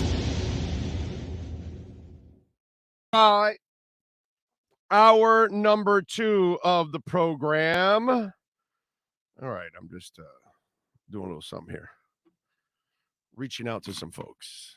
Anyway, what do we have here? I see some breaking news. Is it anything that's important in sports or the world? Okay, all right. Nothing else. All right. Yes. Hour number 2, we will have Alan Poupart joining us in just a couple of minutes, around 11:15. If you want to get in on the Welt and Rayom text line, you can do it at 855-912-1056. That's 855-912-1056 if you want to get in on the Welt and Rayom text line. What else do we have here? Discovering bands is just as good as my in-laws introduced me to. The Moody Blues, Blue Oyster Cult, Captain Beyond, and many more. There are still some good musicians. There's still some good bands and artists. Just got to find them. They're not easy, but they're Big O, I know you're a huge rocker. This from the Welton Rayom text line, 855-912-1056. Do you know if you've ever heard of a South Korean female musician? She's a drummer, Aeon. Man, she can jam a lot of great songs out there. Look her up on YouTube. She has a channel. Okay. I will definitely look her up. Thank you for that, sir. Oh, do you think Todd Bowles is a stopgap coach? Expectations for the Bucks and also Byron Leftwich. You know, it's weird, but he never convinces me as a head coach. People say that he's like a phenomenal coach, and he is as a coordinator, and that he's also really good at communicating with his players. But, man, he looks so kind of lame that there's just something about Todd Bowles that doesn't convince me that he's head coach material. Like Tony Dungy, also kind of cigar store mannequin like Todd Bowles, but then Tony Dungy speaks. And then that's it. It's over. It's done. You're like, okay, this guy's the shit. Because Tony will talk and he'll reach you and he'll do it in his way. He doesn't have to be screaming or anything like that, but he's got that personality. He's got that way of communicating. Whereas Todd Bowles, my God, it's like he's a goober. You know what I mean? He kind of reminds me of Barkov. Like, Barkov's a great player, but he's kind of a goober. You know what I mean? And that's kind of what Todd Bowles is to me. And so because he's kind of a goober, it leaves me in a moment of, yeah, he looks like an interim coach to me. He never looks to me like the guy I would use as a head coach. I'd hire him in a heartbeat to be a defensive coordinator. But there's just something about Todd Bowles that never, ever convinces me. It's really weird. It really is. By the way, please smash the hell out of the like button while you're watching or listening on the podcast at any time. Okay, I hate when it gets this line in between. Congrats, Orlando. You, along with a certain other YouTuber, are the most hated man in the Finns community due to your positivity and beliefs in a certain QB that I will not name here. I stupidly jumped into a local Finns fan stream to learn the most pressing concerns were, yes, I know things are worthless and pessimistic, clickbait trash, but is it this one time anyway? Watch your back, because some of these fools are also Herbert sniffing sickos too. I don't worry about, all that silliness. I don't worry. I don't concern myself with any of that stuff. Okay, we worry about doing the show. I worry about Sean. I worry about Chad. I worry about Mike McCoy. I worry about our insiders. I worry about the people that are on this chat board, the people that are downloading, the people that are supporting. They're sending in super chats and Venmos and Cash Apps and visiting our sponsors. I worry more also about our sponsors. I got a lot of things to worry about than, some schmuck in his basement who knows nothing about the Dolphins and has no connections in the NFL. And, whatever. You know what I mean? So these are things that I've never worried about corporate when I worked for corporate. Think about that one. Okay? Think about that one. All right? So if I don't worry about the people that want to try to censor me or silence me that I work for, then I'm not going to worry about some stupid YouTuber. Give me a break. They can kiss my ass. So it's all right. I'm a big boy. I can handle it. I'm good. Big O, is Bobby McCain available? Maybe he can fill in for Brandon Jones in a way, just to think of possibilities. Spot. Hey, do you think Tua wanting to get rid of the ball quickly affected his timing? No, I think it was more the 24 days off more than anything else, my friend. I think we'll see a sharper Tua as the weeks go on. I think we'll see a sharper Tua this week against Detroit, and it'll get better. It's what I explained yesterday. He had the whole offseason, worked out with his teammates. Then he goes into training camp with his teammates. Then he goes into the preseason with his teammates. And then he starts the regular season, and he's in a group. And now you stop him for 24 days, and he doesn't play in NFL game speed. And because, again, he might have made a quicker adjustment if he has a cannon, so he can make up for some of the late decisions. But when you're a timing quarterback, that like I said, what did I say on Monday? Recalibrate. That's exactly what he's kind of got to do. He's got to kind of recalibrate his talent to NFL game speed, and then everything will be back to normal again. But that takes a little bit, and he'll be fine. I'm not worried about it. Not worried at all. Keith Giles says, best show on YouTube, Big O, Sean, and Chad, and all of the insiders. Yes, sir. Thank you. And that's the idea. That is definitely the idea, my friend. Every time I hear Blue Oyster Cult, I think Blue Oyster Cult Bar and Police Academy. Dun, dun, dun, dun, dun. Yeah. Yes. I'm with you. I just think of the video I'm burning for you, because I swear to you, on MTV, they burned that shit into our brains. Holy crap. Did they play I'm Burning for You a lot? It all started out in a dark silhouette as they walk onto the stage, and then the lights come on, and boom, and yeah, right there it starts. I can still remember that Blue Oyster Cult video on MTV over and over and over again, man. Damn, did they play that thing a lot. Oh, does UM win this week? I hope so, my brother. I mean, there's no way of having any faith in them, but Virginia's bad. Now, the problem is you just barely beat Virginia Tech, who's also terrible. And Virginia's actually better than Virginia Tech, especially in defensive categories. And here's where the game is in doubt. Your quarterback. Did you see those interceptions? Those were stupid interceptions. Those were the kind of interceptions that you're like, what are you seeing?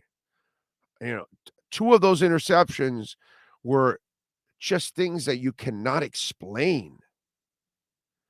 So that's why Jake Garcia, after, some of you hyped him up and all that stuff, and, Tyler was, struggling early on, but it wasn't really his fault. And now you look at Jake Garcia, and oh my God, Tyler has never done that in his 2 years of throwing football here, last year and this year, he's never, ever thrown those kind of interceptions. Those are bad interceptions. And I don't know much about this kid because I haven't seen enough of him. McCoy, apparently he's got some insight on practice, but apparently in practice he throws a bunch of interceptions because he's a gunslinger and he takes a lot of chances. Well, that's where this game does become a little hairy, my brother. And it's the quarterback. If Tyler's playing, I tell you it's a guarantee win. But with Jake playing, I'm going to tell you, I hope it's a win. That's what I'm going to tell you. I hope. 855-912-1056 if you want to get in on the Welt and Rayom text line. You can also reach out to us on Twitter. That's at Big O Show. You can also make a donation through Cash App or Venmo. That's Cash Big O Show. Kevin, I already checked the Venmo. I thanked you, my brother. I don't know if you heard it. I answered the question already that are we going to see a significant amount of playing time for Gaskin? I said significant compared to what he used to get? Yes, but not compared to a starter. Okay? And I told you I would take Waddle over Mostert. I guess you didn't hear it, but I got your Venmo, Kevin. Thank you, sir. Appreciate you. I did answer a question twice now. So you got a twofer. Orlando, I'm always right, and you're an idiot, Alzy Gary. When are the guests coming on? Tired of hearing this clown repeat. I don't know. When are they coming on? But he had to create another email for that. That is awesome. That is fantastic. All right, so now we get ready for Alan Poupart, baby. Yes, sir. And our EJDconstruction.com Miami Dolphins report. For over 16 years, EJDconstruction.com has provided South Florida residents quality craftsmanship, accurate project management, and exceptional service. That's why EJDconstruction.com is an A-rated member of Angie's List and the Better Business Bureau. When you're looking for the right custom home builder for additions or home remodeling, please call my friend Eric at 305-433-4843. That's 305-433-4843 for EJDconstruction.com.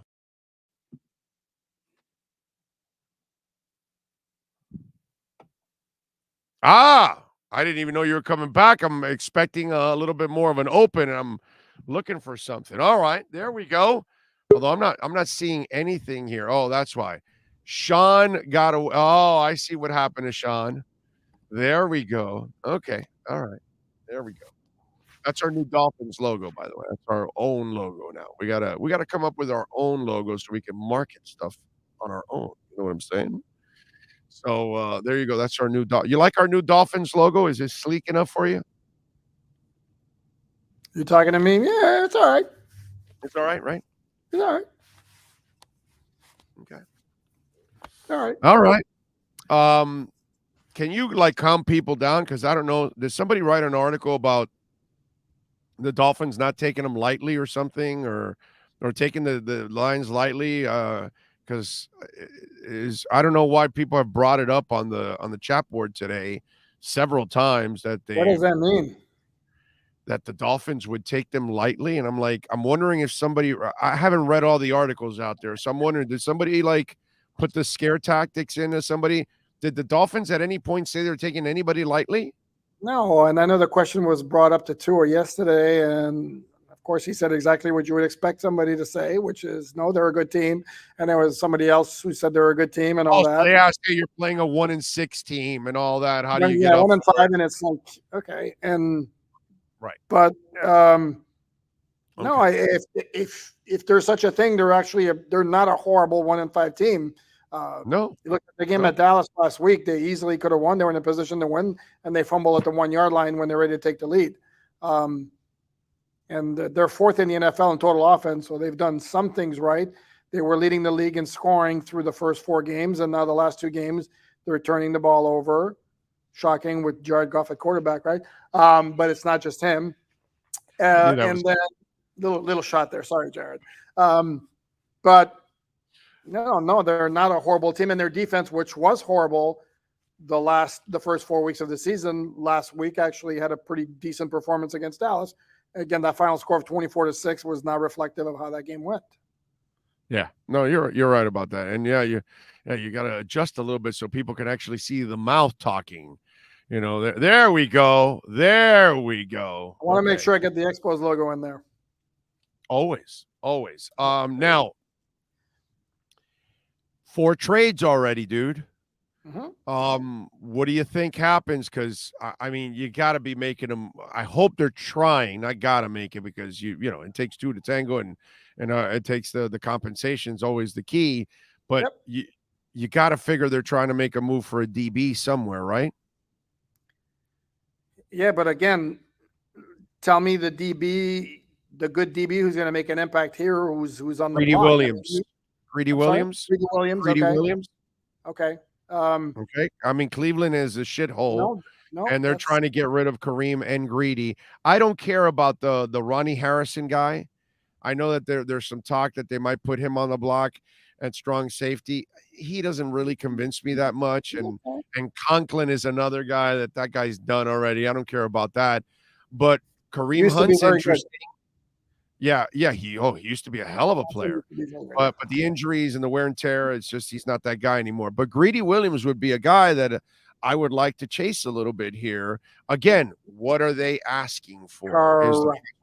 But now the good thing for Greedy is I believe he's a backup right now. Is he? I think he's playing. They have Denzel Ward on one side. I can't remember who's on the other side. They have the other kid, bro. Yes. I think he's the third corner. So he's lost a little value because he doesn't play much. And so because of that, I think that there's a chance that maybe you can get him for a little lesser price than you normally would. No, correct. And if the price is reasonable, he's definitely somebody who would be intriguing without question. And that's with every trader, that's going to be, I mean, you look at the Eagles trade for Robert Quinn. For them, they give up a 4th round pick, Eagles, bro. And the Bears are eating up some of his salary from this year, and he's got I don't know if it's 13 or 14 million the next 2 years, but it's not guaranteed. So if the Eagles don't like what they see, they can easily, dump him or try to restructure. Cleveland game book from last year, the starting corners were. I'm trying to pull it up here, and Newsome. There we go. I knew it was the other kid, bro. I just forgot his ass. So Greedy's third now. By the way, I did some investigative stuff here on the air, live, trying to figure stuff out. Cool. So somebody told me, and I've never used this person as a source, but they do have some connections with the team. And so they told me that Byron Jones is kind of he's not doing a Will Fuller, but he's very particular about his return, that he needs to be closer to 100% is what I'm told about this. Yeah, you mentioned that Monday. I did mention it to you. Okay. So he opted for surgery later than he should have. He went in March, which delayed it. Now it's delayed his return. I go look at his contract, and after this season is the potential out window of the 3-year deal where you take a $14.8 million dead cap hit and you move on from him. He knows that. I'm just wondering if Byron Jones is actually planning more to be healthy for the offseason and free agency than being healthy and productive for the Dolphins on the field this season. Because if I watch a guy delay his surgery, his return has been delayed, he knows, his agent has to know, you're going to get released after this year. They're not going to keep you, moving on. By the way, very creative. I didn't realize it. Did you realize that his base salary went from 11 to 14, and this year it's 1.1 million? Well, they restructured him in the offseason. Right. Yeah. So they created some cap space by doing that. And so then that's why they're going to take the $14 million cap hit on the way out. So Correct. I'm thinking he knows that. His agent knows that. I can't put myself at risk and come back at 80 or 85%. I re-injure myself. I won't be able to work out for teams in the off season. I'm just saying, the cynical one in me after 30 years in this business. It's not. I think it's Byron not. Jones is making business decisions, not Dolphin decisions. That's just me. Oh, So you're when not. I don't think you're completely out of bounds with that. So when I state this case to you, what do you say there, lawyer? I say you're definitely not out of bounds with that. And look, we can bitch and moan about it all we want as far as him looking out for himself, but guess what? Teams make business decisions either, and they don't necessarily take the player into consideration. So if the situation is turned around, kind of sucks not having him in the lineup, to be very honest. And this defense would look a lot different, maybe be better, even though it has performed pretty well. Let's be honest. No, no more picking on Josh Boyer, please. Leave him alone. No. They've done a good job. No, not you. I'm just saying some of the fans kill Josh Boyer all the time, which I don't understand that, but whatever. But then there may come a point where he's like, okay, this looks like it's a team that's going places. And I think also that may factor into it as well, is if he sees that team, okay, team says there's a real shot at the playoffs, he may be like, okay, I want to get my ass back in there again under the scenario you're presenting, which is not completely far-fetched. Certainly wouldn't be the first time in the history of the NFL that a player has done. No. This happens quite a bit. I mean, you got to make business decisions. So I kind of, all right. So yeah. So you agree with me? Not on crazy. That. Not crazy. Yeah. No, I'm with I'm you not there. saying, I'm not saying that's the case. I'm just saying it's not a crazy hypothetical. Jamal Perry knows the defense. Your thoughts on the addition of Jamal Perry? What can they do because my problem he's got flexibility, he can play special teams, but I mean, I guess now he's fully healthy from the ACL, but let's be honest, he's not an impact player. I mean, it's not somebody who's going to come into the lineup and you're going to see a noticeable difference. I mean, I don't want to excuse my language, be a dick about it, but it's not an impact player. It's additional depth for the secondary if they get to that point where they activate him. Yeah, because my problem is they've done a good job with the secondary guys. I don't know how they replace Brandon Jones. And I like Eric Rowe, but I think he's a specialty player almost. I think he's very inconsistent when it comes to receivers and backs and all that. With tight ends is where he finds his most consistency in coverage. And he's definitely not the blitzer that Brandon Jones is. And so, yeah, right. I don't know how you can't replace that guy, right? I mean, that's just basically he's got a very unique skill set. It's interesting because we can harp on his coverage deficiencies all we want, but he's got a very unique combination of being a tremendous blitzer as well as a very good tackler and the one thumper they have in the secondary. So yeah, no, it's a unique skill set that no, they can't replace, and there are not that many players like him. He's very unique. Yeah, I am terrified of losing that kid because unfortunately it just puts them in a really difficult bind from here on out, because this is one of those guys, man, he just absolutely brings it. Your thoughts on Tua's comments yesterday when asked about sliding and all that stuff, and then what was his exact quote? A weird competitive thing. Yeah. I can tell you I'm going to slide all that, but in the middle of the game, it's going to be a weird competitive thing. Appreciate the honesty. Appreciate the competitiveness. But Jesus Christ is a dumb dude. And I know.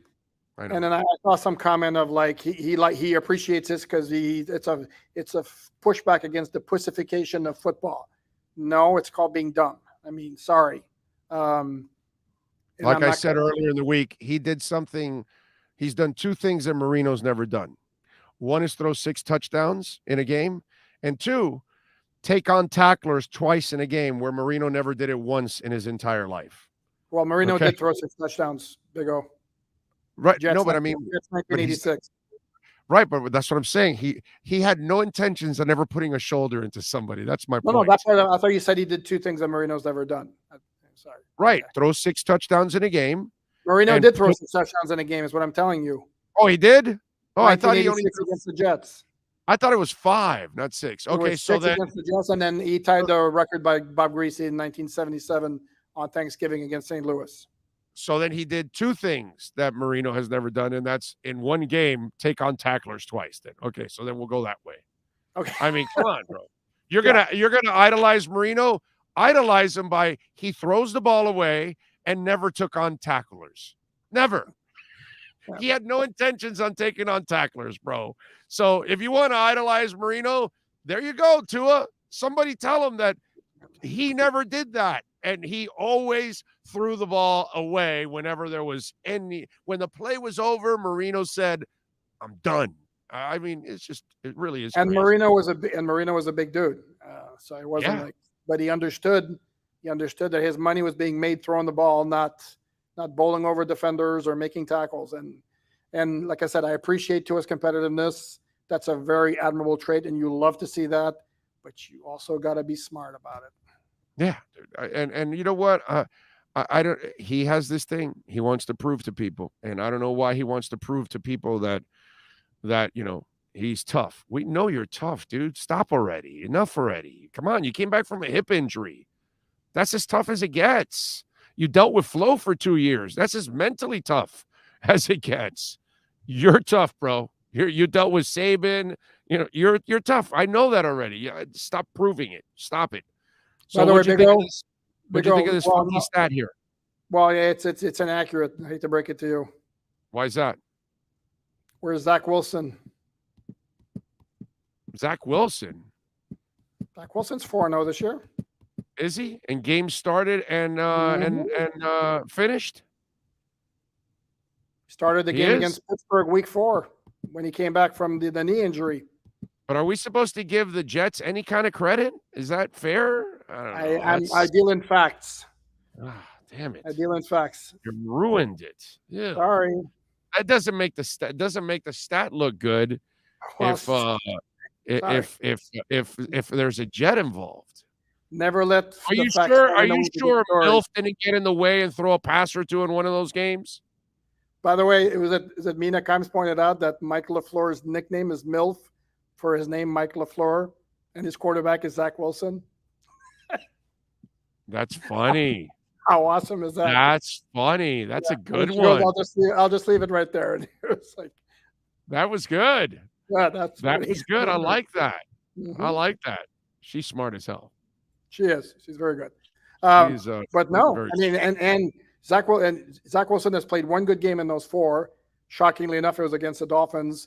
His passer rating is like in the 70s or lower in the other. Oh yeah, no, they're winning with running game and defense. Well, so they're, yeah. Yeah. But they're 5-2. Yeah. And actually, even the other kid, Hurts, it's not like his passing numbers are beastly either. He's got decent passing numbers, but again, it's their defense and they're a running team, which is their heart and soul of that. That's what's missing in this offense. Can you imagine if they could actually run? Both lines of scrimmage. What's that? I said the Eagles are a bear on both lines of scrimmage. That's how they make their money. Yeah, definitely. But they can run the hell out of the ball, dude. Mm-hmm. Holy crap. You like them in this game, right? I would imagine. Yeah, but don't laugh. I don't think it's a cakewalk in the least. And I think no. They barely beat a rookie, bro. Come on. Of course. Correct. And I think, to me, if it wasn't for the fact that I have tremendous confidence that the Dolphins are going to get a couple of Goff turnovers, I'd be very worried about this game. I think that, to me, is going to decide the outcome in the end. Are we getting any of the corners back? Kohu, Crossan, can those guys come back at all? What's the deal? They were both limited yesterday. I'm about to go out to practice. We'll see if they're out there. Of course, Mike McDaniel was asked, and it's the same answer pretty much every time, which is they're either going to do everything they can to play. So, right. Who knows? And oblique injury is very painful, and then the fact that Crossan is practicing, even though it's on a limited basis, it's a knee injury. I don't know. Who knows? Yeah, definitely. And we won't know until, because the best guess is they're both going to be listed as questionable, and we probably won't know for sure until Sunday morning when the inactives come out. Okay. All right. Sounds good. Do you expect Gaskin to get more playing time this week? No. And in fact, here's what I would tell you. I'm of the belief that if the Dolphins do decide to scale back Chase Edmonds' workload, and I'll follow up with that because I asked offensive coordinator Frank Smith about him this morning. If they do scale back Edmonds in favor of somebody else, to me, it's going to be Savon Ahmed, who I think is higher than Gaskin in the pecking order. Wow. But enlighten us. Why? I don't know if it's familiarity with the system, because remember, he was in San Francisco in training camp before he joined the Dolphins. He's more explosive than Gaskin. So maybe that speed is a better fit for the. They do love that. They Correct. do love that. For the wide zone. But I asked Frank Smith about Chase Edmonds this morning. Like, I kind of was asking more so in the pass catching department because we got 4 drops in the last four games. And also his rushing average is terrible. It's like under 3. And basically he's like talking to him like what the coach speak of, like, we're going to stick with him. He's just got to go back to the fundamentals. We're going to need him fully confident that his game's going to come back and all that. My guess is it's weird because he's not a bad player, dude. Chase Edmonds is a good player. It just has not translated here at all, man. And remember, his was a more inside zone scheme. This is more of an outside zone scheme. Correct. So I'm wondering if he's having problems with that transition or what. I'm not smart enough to know what that transition is and why he would struggle with it. So I'm not a player. So that part of the X's and O's stuff and the adjustments, I'm not exactly sure, but I do know that it was a different kind of zone scheme that he played in compared to what he's playing now, but they thought he would make that transition with no problem. And yet, wow, dude, and it's not like it can't happen because Mostert's done a fantastic job.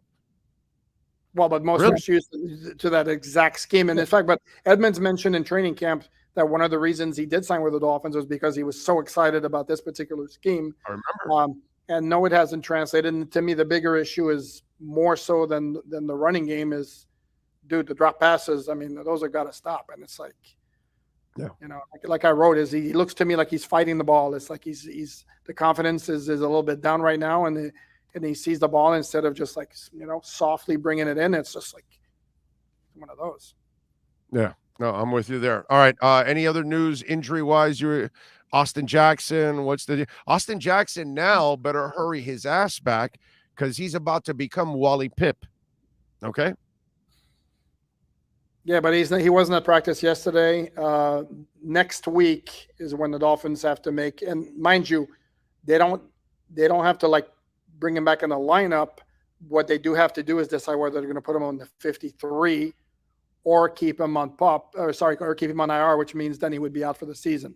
But that decision doesn't have to be made until next week. He certainly doesn't look like he's playing this week either. So we'll see. Well, if Shell continues to play this way, I mean, you see what's going on in New Orleans now? Like Jameis is about to come back, and Allen said, "No, we're riding with the Red Rifle. We're one of the top scoring teams, yards right now. We're not disturbing this groove." And they're 2-5. And yeah, I know, but offensively they're playing. I guess they've got other issues. But I guess that's what I'm saying, that the quarterback is not the issue right now, which, again, we're talking about the Red Rifle, but whatever. But that's my point. If Brandon Shell is playing well for you for a couple of weeks, it's like Austin is still kind of the unknown.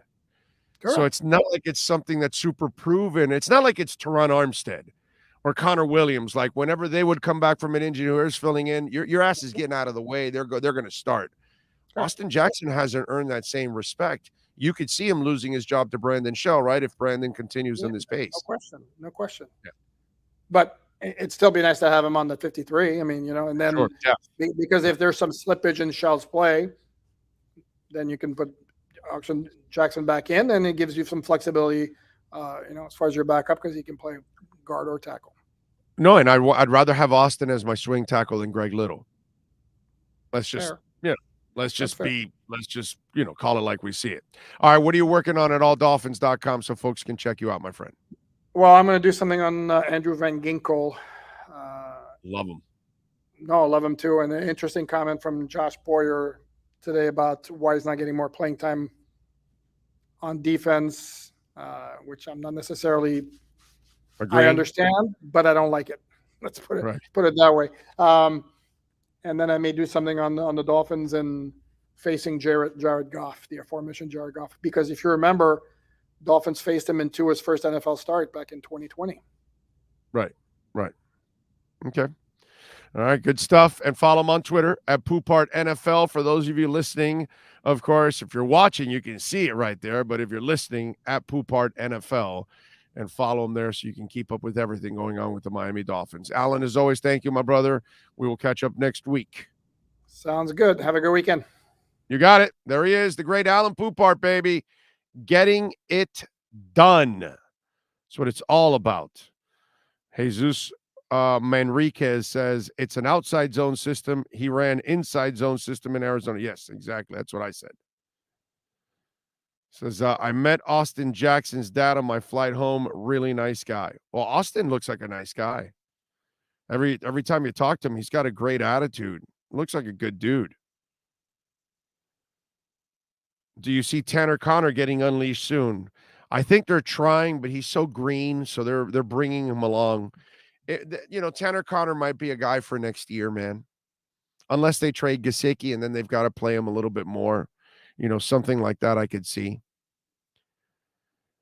Poupart is a guy that if the dog can walk on water, he will say, yeah, but the dog can't even swim.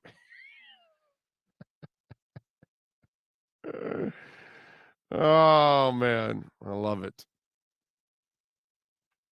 Let's see. Cap for Life says, NorCal, speaking of royalty, the fan of the year is here, ladies and gentlemen. And congratulations to Dolph Freaky for becoming this year's fan of the year as well. You guys are saving lives, brother. Yes. And NorCal, obviously, he was Dolph fan of the year. Big E was Dolph fan of the year. Now Dolph Freaky. And again, just like NorCal and just like Big E, they do a lot of good stuff.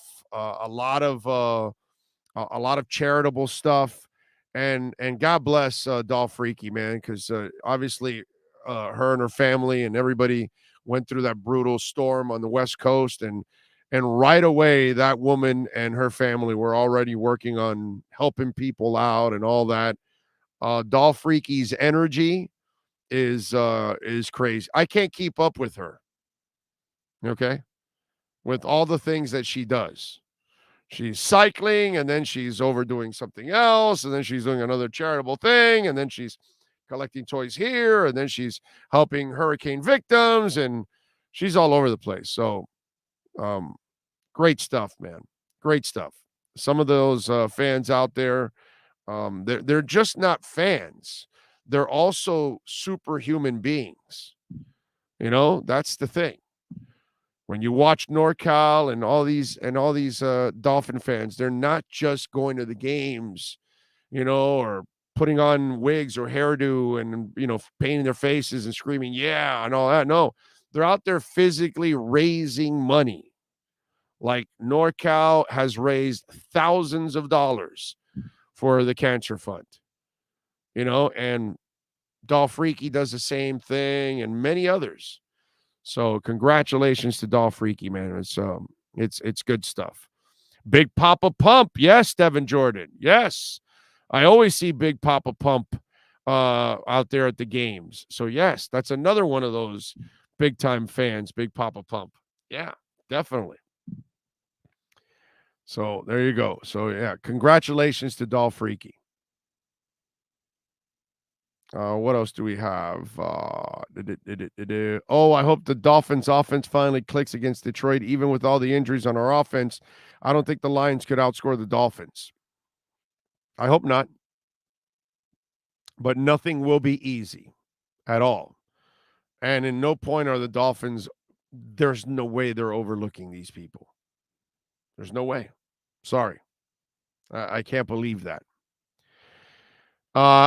Andrew Van Ginkel doesn't cover initially well when a back or a tight end drifts into the flat. He drops back instead of staying flat. Creates unnecessary space for them to catch. You know, I would I agree with you, Pat, that in passing, he's not like this great linebacker, but I love him everywhere else.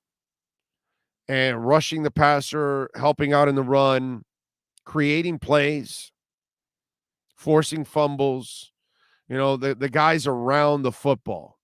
So is he a great cover guy? No, you're right.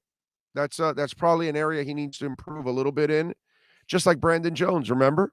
And Brandon was showing a lot of improvement this year in coverage. That was his weakness. Everything else, he would knock the hell out of you, stop the run. He'll blitz you. You know what I'm saying? He did a lot of, he's a good tackler, but he needed to improve in the passing game, and he did. But here's the problem. Brandon Jones plays a shit ton. Van Ginkel doesn't. And so how do you sharpen those skills? Reps. Doesn't get enough reps. So he needs those reps. I personally would like to see him play more. I've been a Van Ginkel fan since that guy got here. He won me over quickly. I remember him in Wisconsin with those giant ass pads that he would play with, you know? And but then when he got here, it was like one of those things that he's like Sealer's way ahead of him because Sealer plays all the time. But I think he's like Sealer, that if you play him, he will find his way around the football and make plays. It's impressive.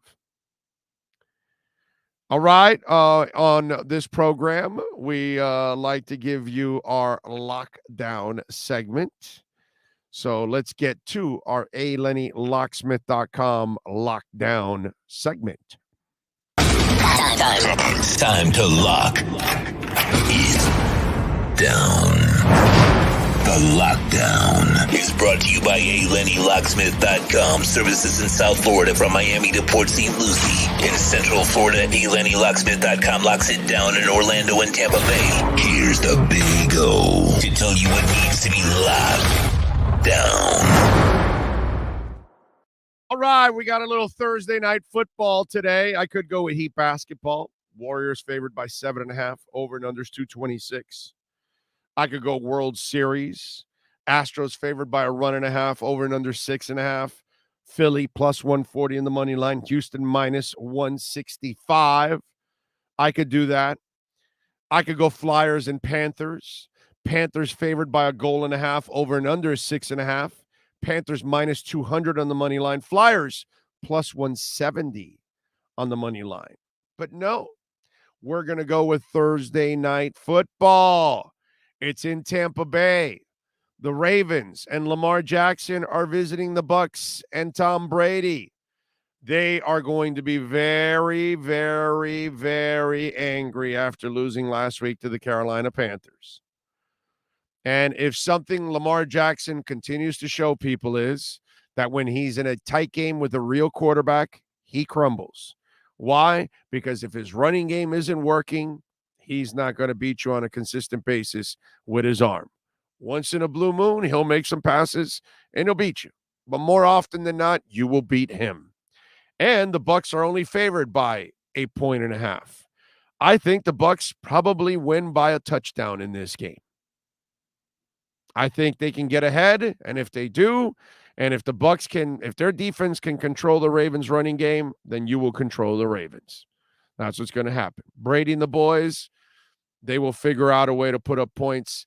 I would think they want to climb out of that 3-4 record. And if you want to become a playoff team, you better get to 4-4. 3-5 starts putting you in a very uncomfortable position if you're the Tampa Bay Bucs. I'm laying the 1.5 against the Ravens. I'm going with Tom Brady and the Bucs. That is our ALennyLocksmith.com lockdown segment. The Lockdown is brought to you by ALennyLocksmith.com. Lockouts or lock changes for home or business. Car key replacements and programming. All model cars. 24-hour service. Call them anywhere in South Florida at 855-869-5625. Go to the website at ALennyLocksmith.com where we lock it down. All right. Rosendo says, do you feel Greer has made improvements on his signings and his picks, or are you going to give him a couple more weeks to reevaluate his selections to give him a midterm grade? I don't give midterm grades, Rosendo. Games are 4 quarters. I don't judge a game in the second quarter or in the first quarter, and I don't judge a season in the first 4 games or 8. I will judge him when 17 are done and if they're in the playoffs. That's how you judge him. Because you could say, oh, I'm unhappy with the start, and then all of a sudden in the second half, they just tear it up. And what was that conversation in the mid-season? A waste of time. So you measure when everything is done, period. End of story. What happens 3 weeks ago or now means nothing, because what matters is once the entire season is in the books, then you'll know where they stand, how good they were, what they were able to overcome, and you will have all of the information. No, I have no interest in making judgments after 7 games. Cap for life, bro. People get so butthurt when you mention anything constructively critical about QB1. It's amazing. Good thing that the whole fan base knows what they saw Sunday is now Miami Dolphins standard. He was just off. No big deal, bro. You know, what are you going to do? Be fine. Chronic Smoke. Gotta like that name. The Bucs secondary more banged up than ours, Big O. Yeah, but I'm not worried about passing that much. I know Duvernay's awesome, but I don't worry about Lamar's arm nearly as much. If the Bucs can control the running game, Lamar, unless he's on one of those nights that he comes on and he's just on and things are going his way, and that happens. Athletes can get on a roll. Okay, I've told this story many times. Very little respect for Mike Vick, the quarterback. I never thought he was a great passer. Did he have a great arm? Hell yeah.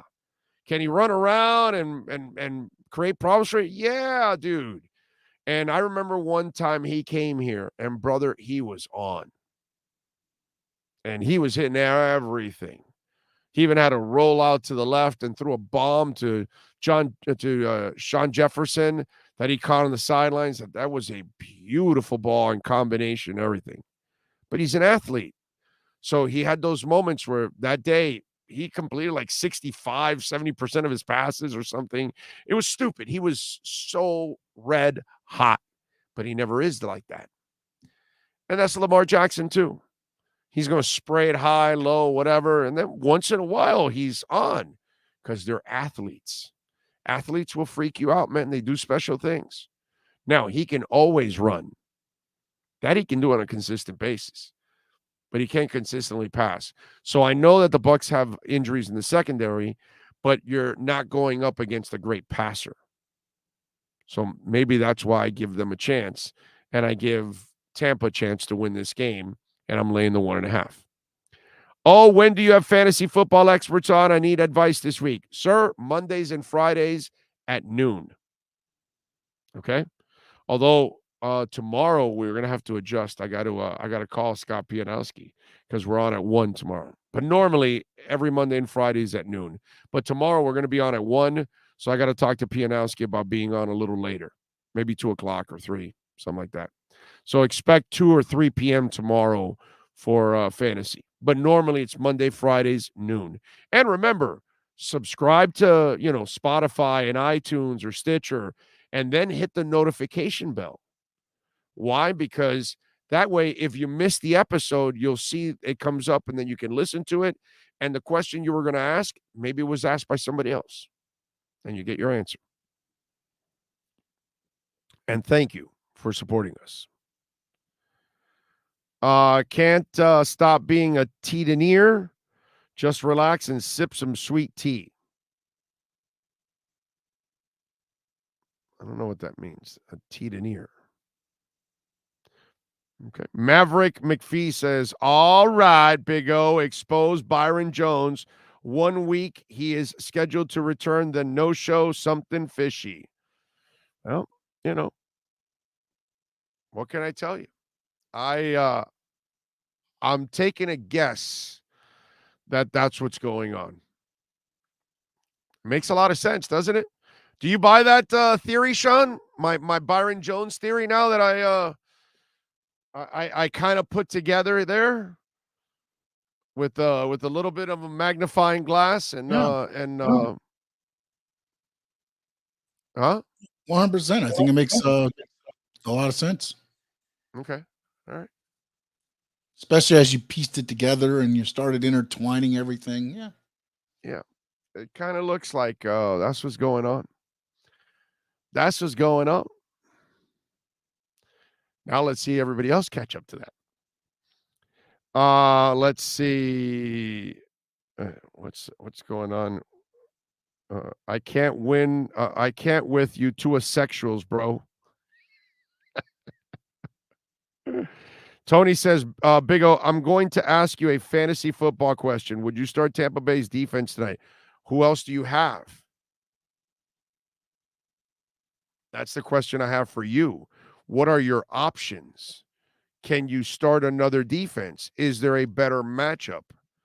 I'm not sure. You have to tell me that. Again, if they can't stop the run, then it'll be a problem for them. If they can stop the run, then I think they will definitely take advantage of Lamar. I have the Tennessee defense. And let me check here 1 second. No, I'm going to go Tennessee, bro. They're playing the Texans. Yeah. No. I'm going to go. I know that Titans defense isn't this amazing defense, but it's still pretty decent. I'm going to go with that, bro. Yeah, they're taking on the Texans. Davis Mills has 7 touchdowns and 5 interceptions. So I would go with that. Their entire rushing team has 3 touchdowns, all by Pierce. They have 138 attempts, and they have 3 touchdowns total as a team. The receiving core has 7 touchdowns combined. Okay? So I would, I would play Tennessee instead of, because if they don't get it going today, the Bucs defense against Lamar and the running game, then it'll be a long night for them. And whereas you're facing Davis Mills and company and they don't put up any points, dude, I'm gonna, that's just me. I'll play Tennessee. That's what I would do if I'm you.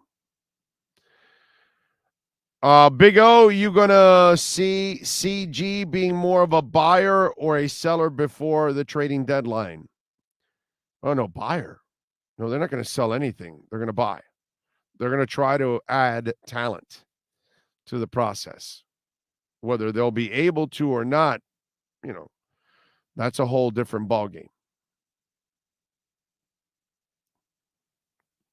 Okay. Cap for Life says, you can thank the Miami Dolphins medical staff once again for Byron Jones' setback, and we're still trying to figure out what back injury is and a concussion with those guys. Cap for Life, that's not a fair statement. Did you hear the coach? He says the medical staff has done everything they can. He kind of left it on Byron's, feet. Go listen to the press conference 3 days ago, right? It's Thursday, so yes, Monday. Go listen to Monday's press conference. And that'll tell you right there. Okay.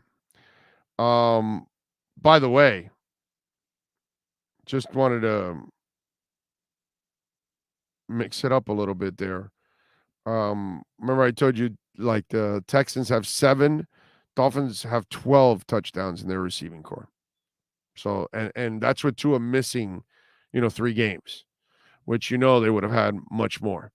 Let me tell you something. This is something I'm looking forward to this week.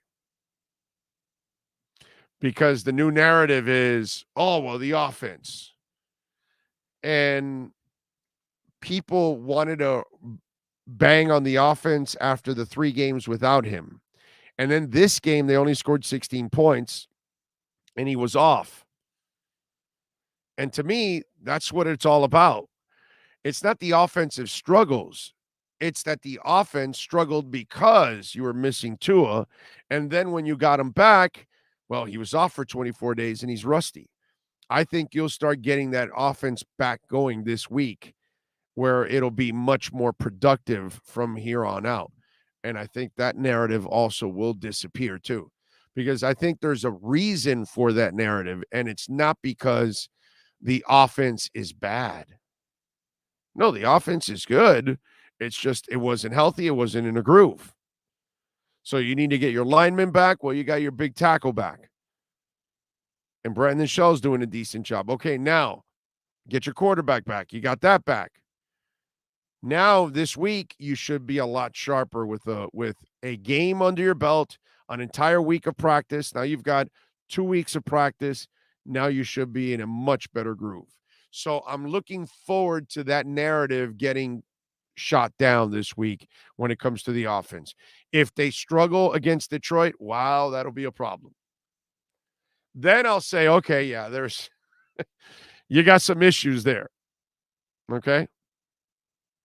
You definitely have some issues.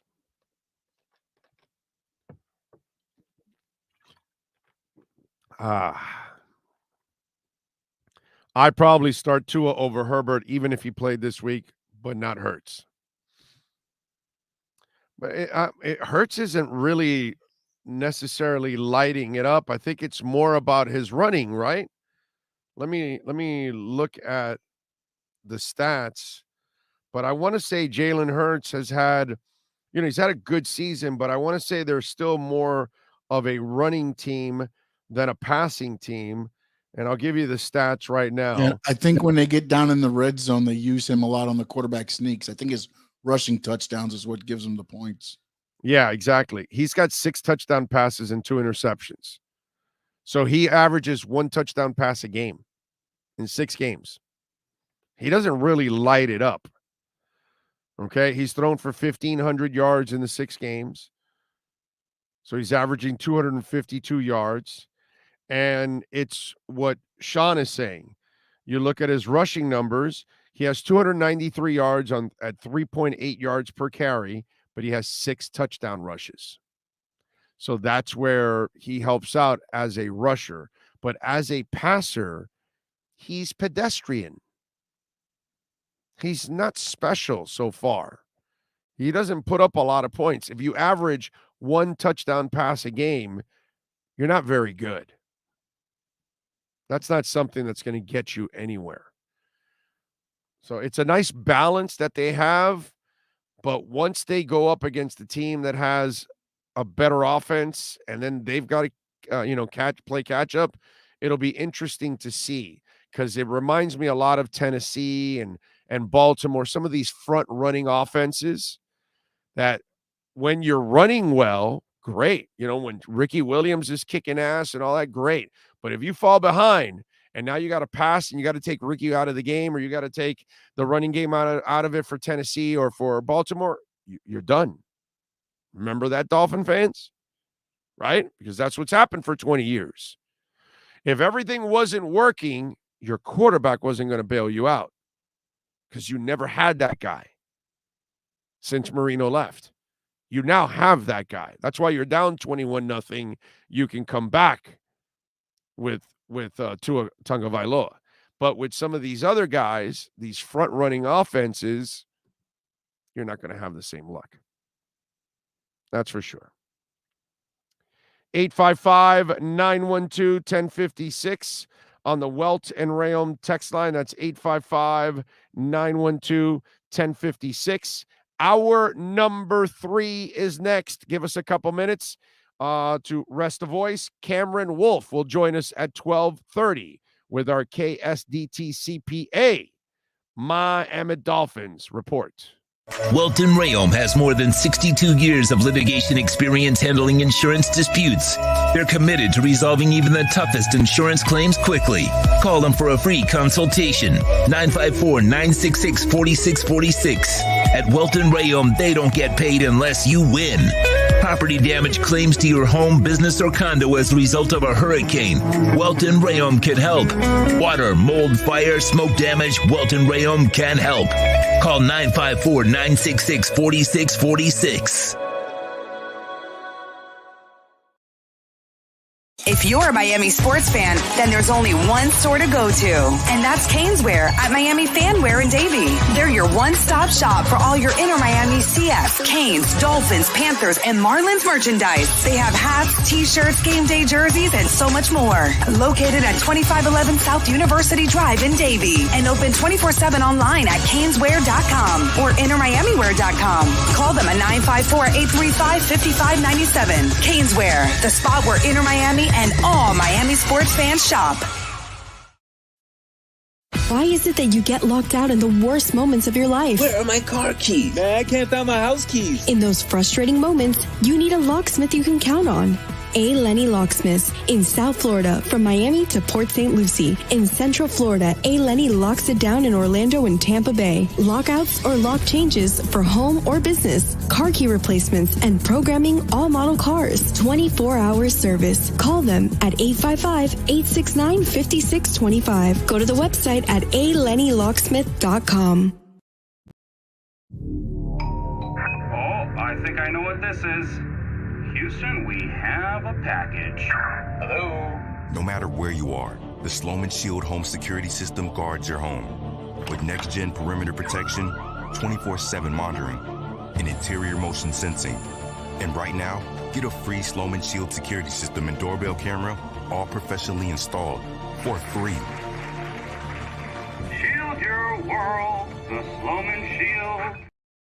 There's no need to drive around South Florida wasting valuable time looking for a new or certified pre-owned Acura. Go to the #1 volume sales dealership in the Southeast United States. Craig Zinn's Acura of Pembroke Pines. Purchase with pace and space in a dealership tailored to your needs. From home buying to providing that personal touch. Contact the 2020 Satisfaction Award winner Craig Zinn's Acura of Pembroke Pines. 888-776-5123. That's 888-776-5123. Or visit them at 15601 Pines Boulevard in Pembroke Pines. For over 16 years, EJDconstruction.com has provided South Florida residents quality craftsmanship, accurate project management, and exceptional service. That's why EJDconstruction.com is an A-rated member of Angie's List and the Better Business Bureau. When you're looking for the right custom home builder for additions or home remodeling, please call my friend Eric at 305-433-4843. That's 305-433-4843 for EJDconstruction.com. When you move, you need a reliable company led by passionate folks, eager to assist its customers during a transitional process that needs to be smooth. Call Essential Moving Experts at 844-368-5750 for all your local and long-distance moving needs. You can rely on Essential Moving Experts. Mention the Big O Show and get $150 off. Family owned and operated, they offer free 30-day storage, full-service moving, fully licensed, bonded, and insured. Moving was never so easy. EssentialMovingExperts.com. Welcome to Red Light Therapy, a revolutionary technology perfected by NASA to aid in muscle strengthening and recovery. Red and infrared light has the capacity to penetrate deep into the cell's mitochondria, potentially leading to increased energy, faster recovery, and the optimal performance your body demands. Train, fight, recover.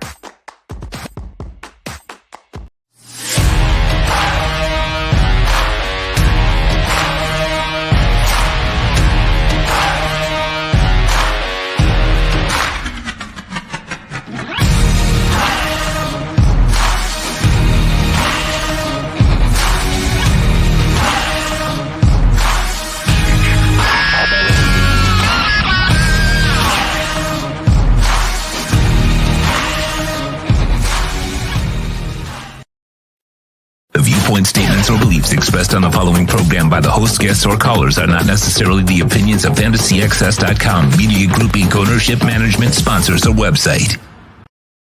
When it comes to South Florida sports teams, very few in the media have witnessed, lived, and covered it like the Big O. Let's start the program dedicated to your favorite South Florida teams with a passion that's unmatched. The Big O Radio Show is on. Here's the Big O. We are ready for hour number 2. And by the way, Carlos, I see your post there. He says, here's the issue. Tua is not consistent. Isn't he like 11-2 in the last 13 games? Okay, there's a real knock on him. He wins, but he also has bad games and is hurt a lot. 2 games a year, basically, is what he's missed. Joe Burrow missed 6 in 1. Okay, again, it's overreactions. You're making it sound like he's missing half a season. So when he starts missing half a season, all the time, then we'll talk about it. But Joe Burrow blew out his knee and missed 6 games. And last year I think he missed a 3rd game, but I blame that on Idiot, not on him. He would have played, but Idiot didn't want him to play. So I can't blame that on him. But you're making it sound like he's missing a shit ton of games.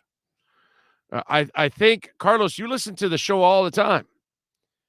I think I kind of cleared this up a couple weeks ago. Tua or the field. Since Marino left, what's better than Tua? I'd like to know. What is it, Carlos? I know, Big O, I'm pointing out why people are so polarized in regard to him. I'm not saying I agree, okay? But I'm just saying, it's like, but that's what I would say to people. It's like, it's only 2 a game, dude. 2 a game. 2 a year. That's it. 2 misses 2 a year. So if he's going to win in 15 games, let's say he's going to win 11 of them, are you complaining? I mean, we haven't had a quarterback since Marino. A quarterback, just one. Not one since Marino. None of them are franchise quarterbacks. This is the only guy.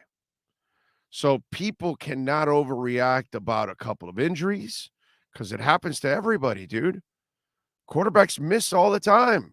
Some guys are more fortunate. Now, Tua, by the way, could miss a lot less games. It's up to him. Nobody else. You know what I'm saying? He's the one that kind of puts himself in trouble. But really, when you think about it, you just gotta accept it and say, okay, well, this is unless you could find yourself a franchise-made quarterback that is ready to take over. This is the best quarterback you've had since Dan Marino. You talked about this injury with Byron Jones for the season even started. 4 games, what was told us was Mike missed him. No, I don't think he was misinformed about the injury. I just think it's the player that's kind of dragged this on. And that's why this has kind of gone on the way it has. At least kind of that's what I'm told. So we'll see. John Rouse in the house says Herbert has never done it. He lost almost all the big games in Oregon. He was never a difference maker. Decent player, just never had the it factor. Exactly. That's his problem. He's talented. Oh, my God. Super gifted, Justin Herbert. But I've seen super gifted. Anybody watch Achilles Smith? Anybody watch Vince Young, Ryan Leaf, Jeff George? I've seen supremely gifted, and they're still not winners because they didn't have what he just said, that it factor. And to me, that's the thing. Say what you want about Tua, man. You think he's too short or whatever. There's no doubt in my mind that Tua has the it factor. None. Have a macro question about NFL injuries. In your experience, our multiple injuries really are about horrible trainers, or is it more bad luck? Oh, I'm going to go bad luck completely. Yeah, man, it's bad luck. Last year, it wasn't bad luck. Last year, it was you brought too many bad players that have that history. Okay? You want to count on Devontae Parker? That's your fault. Okay? You want to count on Will Fuller? That's your fault. You want to count on Albert Wilson? That's your fault. And so on and so forth. And that was the problem with, certain situations. You also cannot go and count on the people that are unreliable on a consistent basis. And there were too many people there that had a history of being unreliable. And sure enough, they became unreliable. But this year, I'm going to go that it's just bad luck. Byron Jones is not an injury-prone guy, but he had the injury. What are you going to do?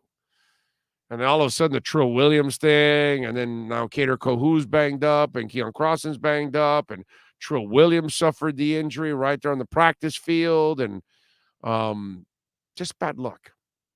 That's all it's been. It's been terrible, terrible, terrible luck for the Dolphins this year. I'm not going to go with trainer or any of that stuff. I don't think that's a fair thing for the medical staff, who I think does a really, really good job overall. I just think sometimes you have that bad luck, and this is what they had. I have the gut feeling this offense is about to put it all together. I hope your gut. Well, I mean, you're playing against a bad defense, so maybe this is it. Toby says, Big O, we need to take up a collection and put a billboard on the highway on the way to the practice facility telling the Samoan slinger to stop taking hits until the playoffs. And he still, dude, if he doesn't listen to his dad, I told you, he's not listening to us. Once I saw that high school video, and his dad's been on his ass since high school about this, and you're still doing it through Alabama and all the injuries, through pros and all the injuries, you're never going to learn. I told you I was depressed that day. When I saw that video, I was like, oh, no, this is not good. This is not good. And yesterday, he just reiterated it yesterday.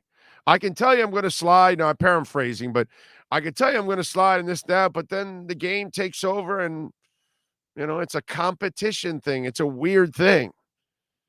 I see the first down and I think I can make it and I want to do whatever I can to help my team and yada, yada, yada, all that stuff. And I'm listening to that. I'm going, no, Tua, no. You're a quarterback, bro. I get it. Lamar has to run. He's not good enough with his arm. You are. Don't get it. You don't either, huh? Alarmo doesn't get it. Raise the hand. Raise the shield a little bit there. Flash it a little bit more this way, Alarmo. Come on, bro. There you go. See? There. That's a little better. Less glare. Now. There we go. A little less glare. That's very important. I feel like there are way more injuries now, maybe due to the speed of the game being faster, but no two-a-days and barely practicing in pads throughout the year have to have some effect. Yeah, but then again, there are some teams that haven't had a lot of injuries. It's just luck, man. And right now, the Dolphins have had some of the worst luck when it comes to injuries. It really sucks. When sports and business collide, we like to do something called the KSDT Sports Business Report.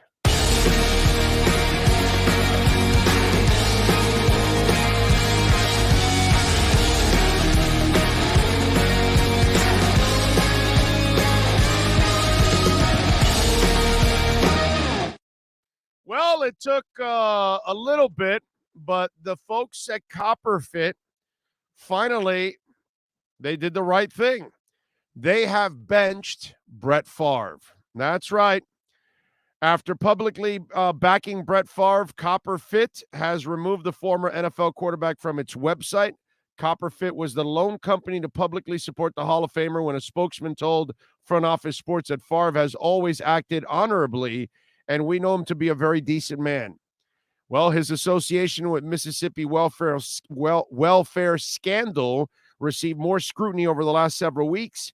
Media companies like Sirius, ESPN Milwaukee have sidelined Favre, but CopperFit ads featuring Favre continued to run. On the compression sleeve company's Band's Champion page, Favre was featured with Jerry Rice and actress Gwyneth Paltrow.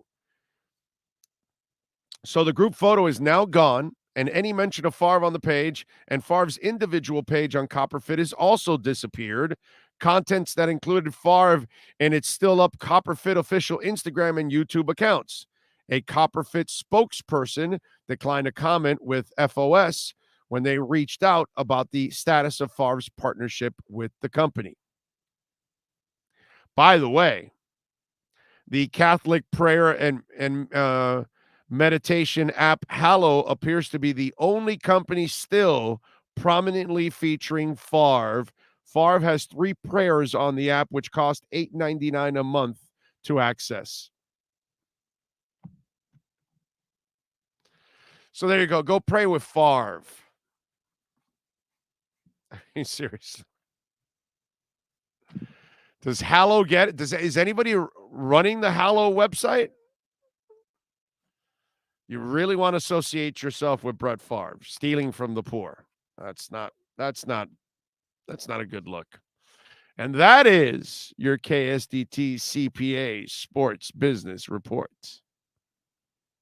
This has been the KSDT Sports Business Report. KSDT CPA is one of South Florida's largest and one of the country's fastest growing accounting firms. KSDT is recognized by Forbes as one of the top tax and accounting firms for 2022. KSDT CPA is a full service firm that also excels in crypto. Visit online at ksdtcpa.com or call 305-670-3370. All right.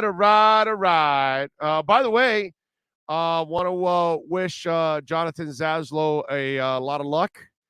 I saw it posted that he is starting his own podcast, so good for him.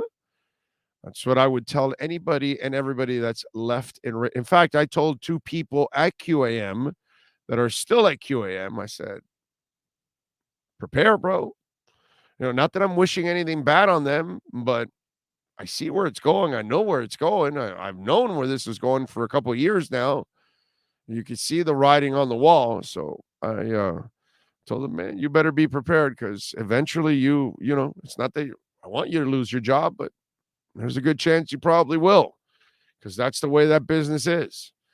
And so you better be prepared. And, obviously I know Jonathan, unfortunately, lost his a couple weeks ago. And I saw him there that he is going to start his own podcast.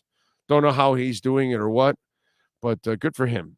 Good for him. Hopefully it goes well for him and he's able to build it up. Zachary Gibbons says Matt Applebaum apparently said Liam Eichenberg is improving. I call BS. He can't tell us the truth. Well, he's not going to say he's playing terrible. So they've been super patient with him, man. Super patient with him. Maybe he'll start to pick up those stunts because that man whiffs on stunts and then also committing penalties. And yeah, I'm not a big fan of what I've seen from Liam Eichenberg so far, but they're the coaches. Look, it also tells you that Robert Jones cannot be special, right? He right now behind the scenes, it can't be something that he's impressing people because if not, you would then start him if that was the case. You know what I'm saying?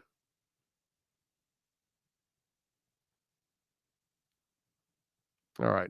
If you want to get in, 855-912-1056. That's 855-912-1056. If you want to get in on the Welt and Rayom text line, you can also reach out to us on Twitter.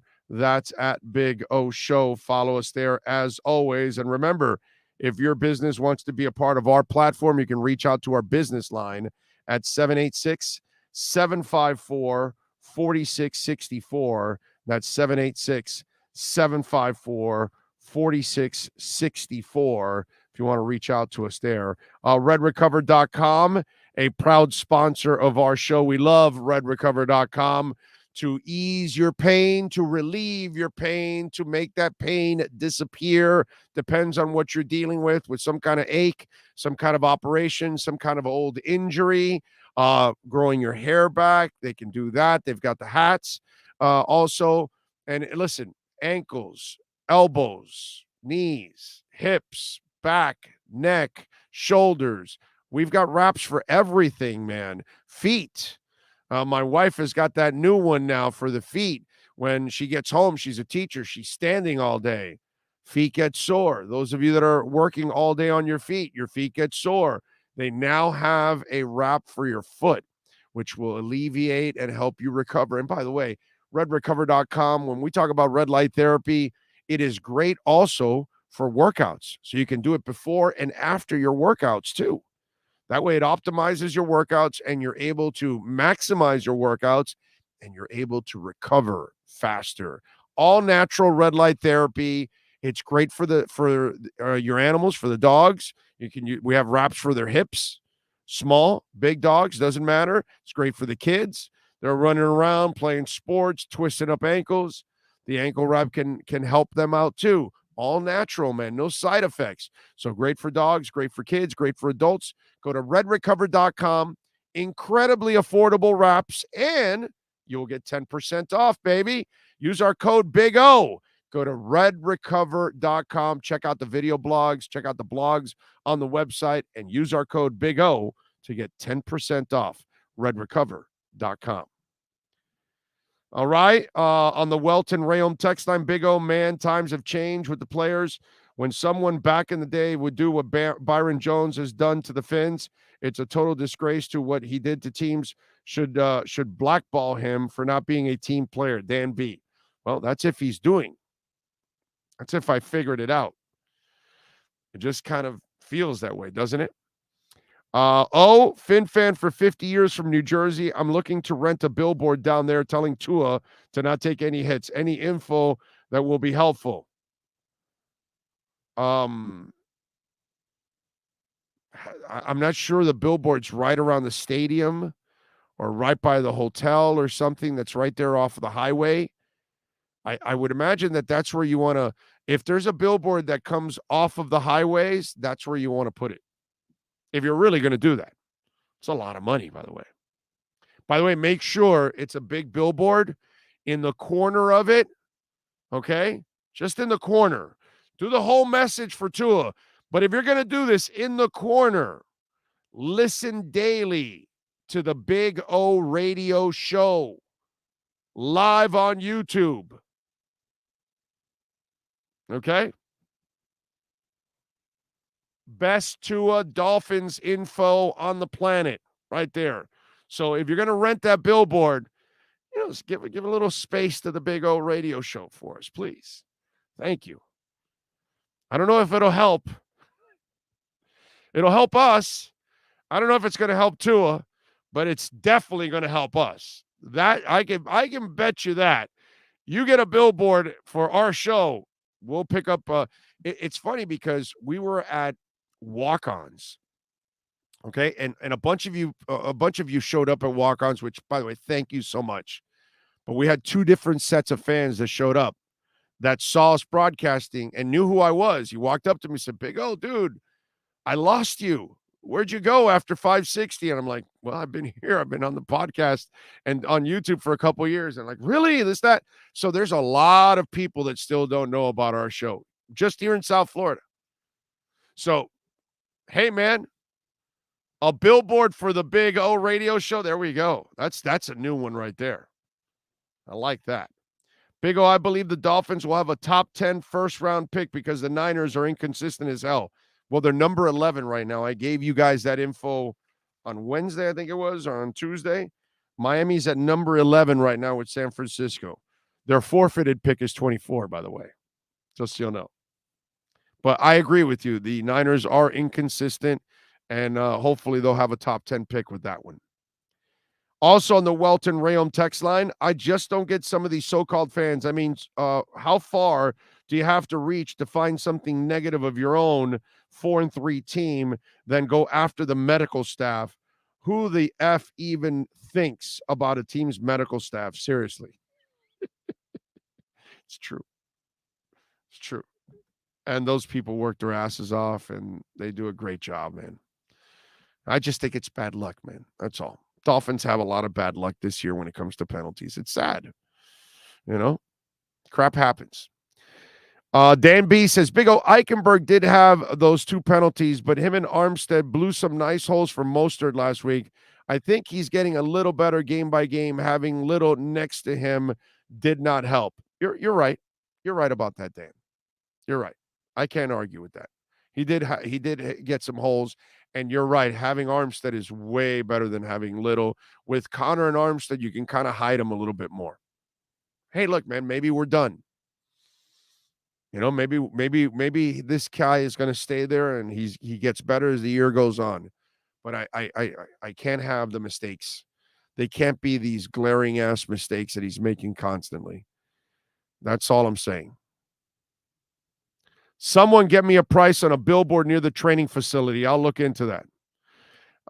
You got to call those companies that run the billboards. That's what you got to do. I have a billboard phrase to don't take a hit, don't fuss, or you will get concussed. Sponsored by the Big O Show. Like that. I like that. And Big O Radio Show. We have to put radio in there because that way they'll find it easily. You know what I'm saying? So we got to put Big O Radio Show on there always. So if we're going to do the billboard for Tua and you're going to go a little corner for us, the Big O Radio Show, okay? Big O Radio Show we got to put. So, priorities. What can I tell you? Did you see Aaron Rodgers on Pat McAfee? Pat McAfee is the man, bro. That's such a catch for him to have Aaron Rodgers, and he does a bunch of other stuff. He does a good job. He's entertaining as hell. He's a fun dude. You can tell he's the kind of guy you want to hang out with. So McAfee's got Rodgers on his show, and Rodgers is there just throwing daggers at his team. And you've got people that are ripping into Rodgers. Some of his former teammates are also criticizing him. And one of the former teammates is Greg Jennings. He says, you can't do this. You can't sit down on a show and start talking about who should and shouldn't be playing because of mental errors. And so Rodgers is there, and he says, when the players really take ownership of what we're putting on the field, you're going to see the possibility of us making a run. And he goes on to say, some players should be benched. Rodgers, who ranks shockingly 26th in total quarterback rating as they're riding a 3-game losing streak, he goes on to say, guys are making too many mistakes, shouldn't be playing. Got to start cutting some reps. Maybe guys who aren't playing, maybe give them a chance. So he's kind of like, taking shots at the coaching decisions and the players and all of that. But here's what I got to say about all of this, because this is the part that everybody's losing. Everybody's talking about, oh, well, Rodgers, he should be calling them out. No, he shouldn't be calling them out. That's the wrong thing to do. This, that. The part you're all missing out on this one is the Green Bay Packers created this monster. You effed him over and over again for many years. You didn't get him weapons. So you expected him to make chicken salad out of chicken whatever. And he did. Even Devontae Adams grew into a hell of a receiver with him. And other receivers had some damn good careers there with him. And they were late picks, mid-round picks, street free agents, whatever. But you never went overboard to go get him some elite weapons to make his life a little easier and make your offense more explosive. So then now you've got a volcano exploding on you because he's done after this season. He's leaving. He doesn't care. So on his way out, he's already lit you up in the past. Now he's doing it again. That's really what's going on with Rodgers. And everybody's hung on whether, he shouldn't say this. You don't go on a TV show. You're all missing the point. And this is just frustrations coming out from several years now. This is anger that is pent up from him. And so now he's taking it out on everybody, and he doesn't care. He's on his way out. He's got his money. He's set. He's got his title. And he looks around and says, yeah, they failed to put the kind of team I need around me. So, that to me is what's going on here. The guy you're seeing is the guy that's been built up for a while now, for several years. All right, let's switch gears. Let's get to a little Dolphins, a little NFL talk. Cameron Wolfe, baby, it is time to unleash the Wolfpack.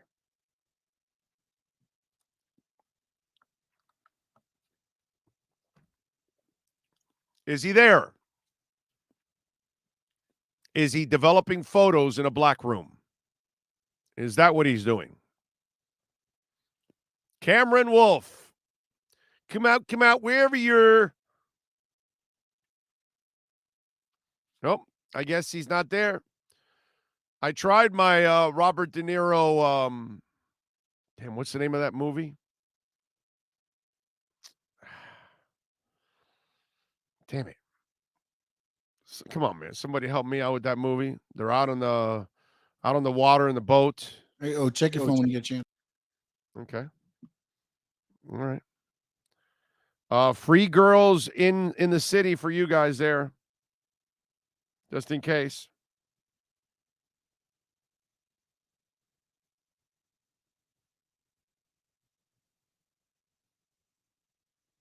Oh,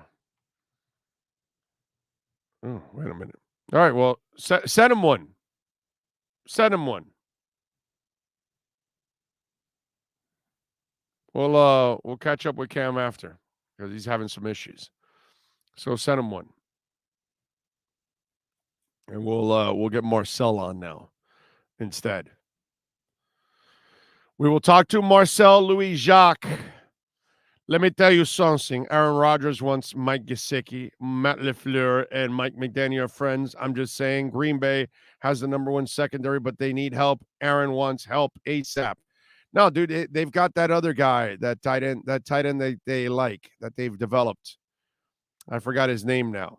So, no, I don't think so. I would think it would be more receivers than anything else. Big O, I think Rodgers is going to Tampa next year. Brady is going to retire. I think Rodgers is going to retire, dude. Cape Fear, thank you. Damn it. Come out wherever you're. A very good remake of a very good film. Yes. Actually, the remake was good. You are correct, sir. Well, he's there now. All right. It is time to unleash the Wolfpack. The Dad Pack. You hear me? I hear you, bro. Yeah, I'm out here running errands with the family, so trying to get my AirPods all situated. Can you hear me still? I hear you. All right, so let me run two things past you. One, and this is wait a minute, breaking. The Chiefs are trading a conditional 3rd and 6th round picks to the Giants for wide receiver Kadarius Toney. Wow. That's a nice move for the Chiefs, dude. I like Kadarius Toney. Yeah, that's He's a guy. got Hold on. Skills. Hold on 1 second. Okay, Let me try to get my AirPods. I like Kadarius Toney. All right, here we go. Yeah, hold on 1 second. I'm gonna get my AirPods situated so you can hear me better. Marcel, check your phone. You got me? I got you. Yeah, no, I think Kadarius Toney, first round pick a year ago, did not work out with the Giants. Like it seemed like every time he was ready to play, they had an issue with him injury wise, his hamstring or something of sorts. And so, the Chiefs still trying to replace Tyreek Hill. They've been doing it sort of a committee route with Juju, with Marquez Valdez-Scantling, Sky Moore, their first round pick. I think They Kadarius Toney don't have a one, bro. Just say it. There's no one there. Exactly. Essentially a bunch of 2s and 3s. And so they're taking a shot here. I like it for the Chiefs. If Toney can stay healthy, he's the most explosive receiver on their roster. Yeah, he's a good player, dude. If he stays healthy, I know he had the injuries, but he can ball, dude. He can ball. I like him. I was a fan of his coming out of the draft. All right, so two things as my detective sleuth has started here. One, let's have some fun on the Aaron Rodgers side. I don't, people are like, oh, you shouldn't go on a show and rip the team. And something, oh, well, you got to motivate them, this and that. This isn't the storyline for me. This is Aaron Rodgers being a volcano that you have screwed for years and years and years, not getting him the weapons. And he's leaving at the end of the year. He's retiring. So he's done with you, bro. And you did this again to him. And so now he's going out the door and he's going to light the place on fire on his way out. And he doesn't care. That's what we're seeing, right? I don't think it's that. I don't. I think that you're looking at a situation where Aaron Rodgers can certainly be passive aggressive with his comments. And his comments to me are speaking to Matt LaFleur, his head coach, directly and saying, we've got guys out here who are not running the right routes, who are not knowing what they're supposed to be doing. These guys shouldn't be playing. And so I think he's trying to tell his coach that maybe his coach needs to step up and be a little bit more demanding or don't play these guys. I think that it's been Aaron Rodgers wants to run the Aaron Rodgers scheme, right? And so if you've listened to Aaron Rodgers talk on the Pat McAfee show or otherwise, he told you how much he hates motion, which is funny because we all consider motion, pre-snap motion, and all this movement to be something that's good for an offense. It's a new age, right? Mike McDaniel motions more than any other team. It happened it happened in the 60s, motion. Right. Okay, that's where it started. Do you remember the Dallas Cowboys that they stand up and go back down? Yes. You remember that? Do you know why they did that? Do you know no, why? I do not. Okay, so when you're standing as a linebacker, and then all of a sudden the offensive line stands and goes back down, when they stand, people started running in the backfield. And so when they came back down, the linebacker's like, oh, shit, my guy went out to the flats. And now I'm a half a second behind. Snap, boom. So motion started with Landry, with the Chargers guy, Sam. I'm forgetting Gilmore, Sid Gilmore, and Hank Stram for Kansas City. Right. Those are the people that started motion. Right. That's so I guess new. So it's crazy. My point maybe isn't that it was new. That's probably a bad term. My point is the frequency that they're using it is sort of a new wave thing. And to me, like McDaniel runs pre-snap motion on 80% of his snaps. That's most in the league, right? Yep. And so you're seeing a lot of these guys that come from that Shanahan scheme running motion 3/4 or more of their snaps. And you see a lot of the old school schemes, like the one that Aaron Rodgers likes to run. They run motion maybe 5% of the time, 10% of the time. Like they run it, but it's very infrequent. And so Aaron Rodgers is saying that, hey, we want to simplify things. We want to make it easy. We want guys who know what they're doing. That's his way of saying, I want less of the motion of the confusion stuff that a lot of these new coaches are doing. And I want more of the, let's just have two receivers standing in the same spot. And so I don't agree with that, but that's what I think he's trying to send across to his staff. And maybe he thinks that's what'll fix the offense. I think that, like we're seeing with a lot of these quarterbacks, you got Aaron Rodgers who's getting a little older, whose skills are deteriorating a little bit, and he has a receiver crew that's not very good. And I think as a compilation of both of those things, that is causing the Packers to look as poor as they have. By the way, they're saying on the chat board that your kid is not a big Kadarius Toney fan. That's why the crying was, oh, we lost him already? We lost him? Do we get him back? Do we get him back? Big O Wolf is much younger than we are. Yeah, I know, but historians sometimes. There he is. By the way, the chat board is saying that your child is not a big Kadarius Toney fan. That's why she was crying. Yeah, she's not a Kadarius Toney fan. She's not a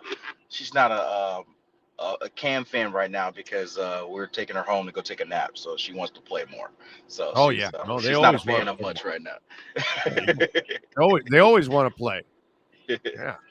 Is your kid the kind that wakes up really early? Yes, very much so. Oh, very much so. You know what the trick to that was, right? You have to keep them up late as hell, tire them out, and then they stay in bed a little longer. We gotta work on it. We gotta work on it. We gotta work on it. Yeah, she's our early riser. Even though they're breaking down, by 7:00 at night, you just got to screw around with them a little bit more, keep them going to like 9, and then all of a sudden you put them in bed and you're sleeping until 9. And you're like, that kind of stuff. So I'm just saying. I'll take to 8. I don't even need to 9. Just give me the 8. Exactly. That's what I'm saying. All right. So I was looking at this. So Byron Jones ended up having surgery late. Mm-hmm. So now he is late on his return. Right. And I heard from somebody, I don't consider him a source, but they do have a connection inside the team. That I know for a fact. But I've never used this person as a source. And they're telling me that Byron is not Will Fuller, but he's very particular about how he returns and that he needs to be at 100% or close to it, this, that. And then we heard the comments from the coach the other day that, hey, basically our medical staff has done everything that they can, right? I'm kind of paraphrasing, right? You know what I'm talking about. The comment I'm talking about from McDaniel, right? Yep. I have come to the conclusion that Byron Jones knows he's going to get released in the offseason because this is the window to get out, a $14 million cap hit. And I think Byron Jones is more worried about being healthy for the offseason. And so when he comes back, he wants to make sure he's 100% where he's not putting himself at risk, that he can be as healthy as possible for the offseason to work out for other teams. And, I was just talking with Poupart about this. He likes my theory. He thinks that kind of makes sense now. And this is the way it's kind of shaping out, and it's kind of looking to me, my man. You tell me. What do you think? Yes. I mean, I can't speak to that because, I don't know Byron Jones' intentions. I would think that based on what I know, he's not, if he could play, he would try to play. Now, I will say to your point, there are players who are very particular on how they want to feel before they're out there to return. There are guys who will play at 60, 70%, or guys who will play coming off injuries that may not be mentally ready. Yeah, Xavier Howard's been doing that all season. Teron Armstead with his toe, he's been dealing with. And so there were guys who did, and there were guys who say, hey, I want to be close to myself because right or wrong, you're going to be judged on how you play. So if you're playing 70% and you're still playing terrible, people are going to say you're playing terrible. They're not going to say, well, he's not. No, they're going to judge you on how you're playing. So there's some players who are that way, and I understand it. Of course, fans are going to lean more to the guys who will play through toughness and play through hurt.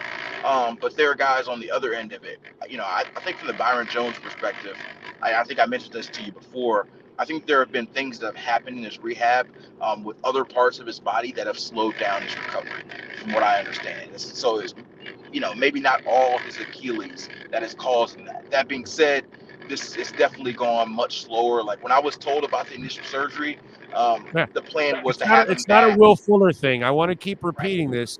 It's not a Will Fuller thing. It's a thing that he is particular about this, that he needs to be at a certain area for him to play is what I'm told, Right. And so like I mentioned before, I think that when I first, because I reported the story first that he was having the surgery in March, and I was told July training camp, he should be back.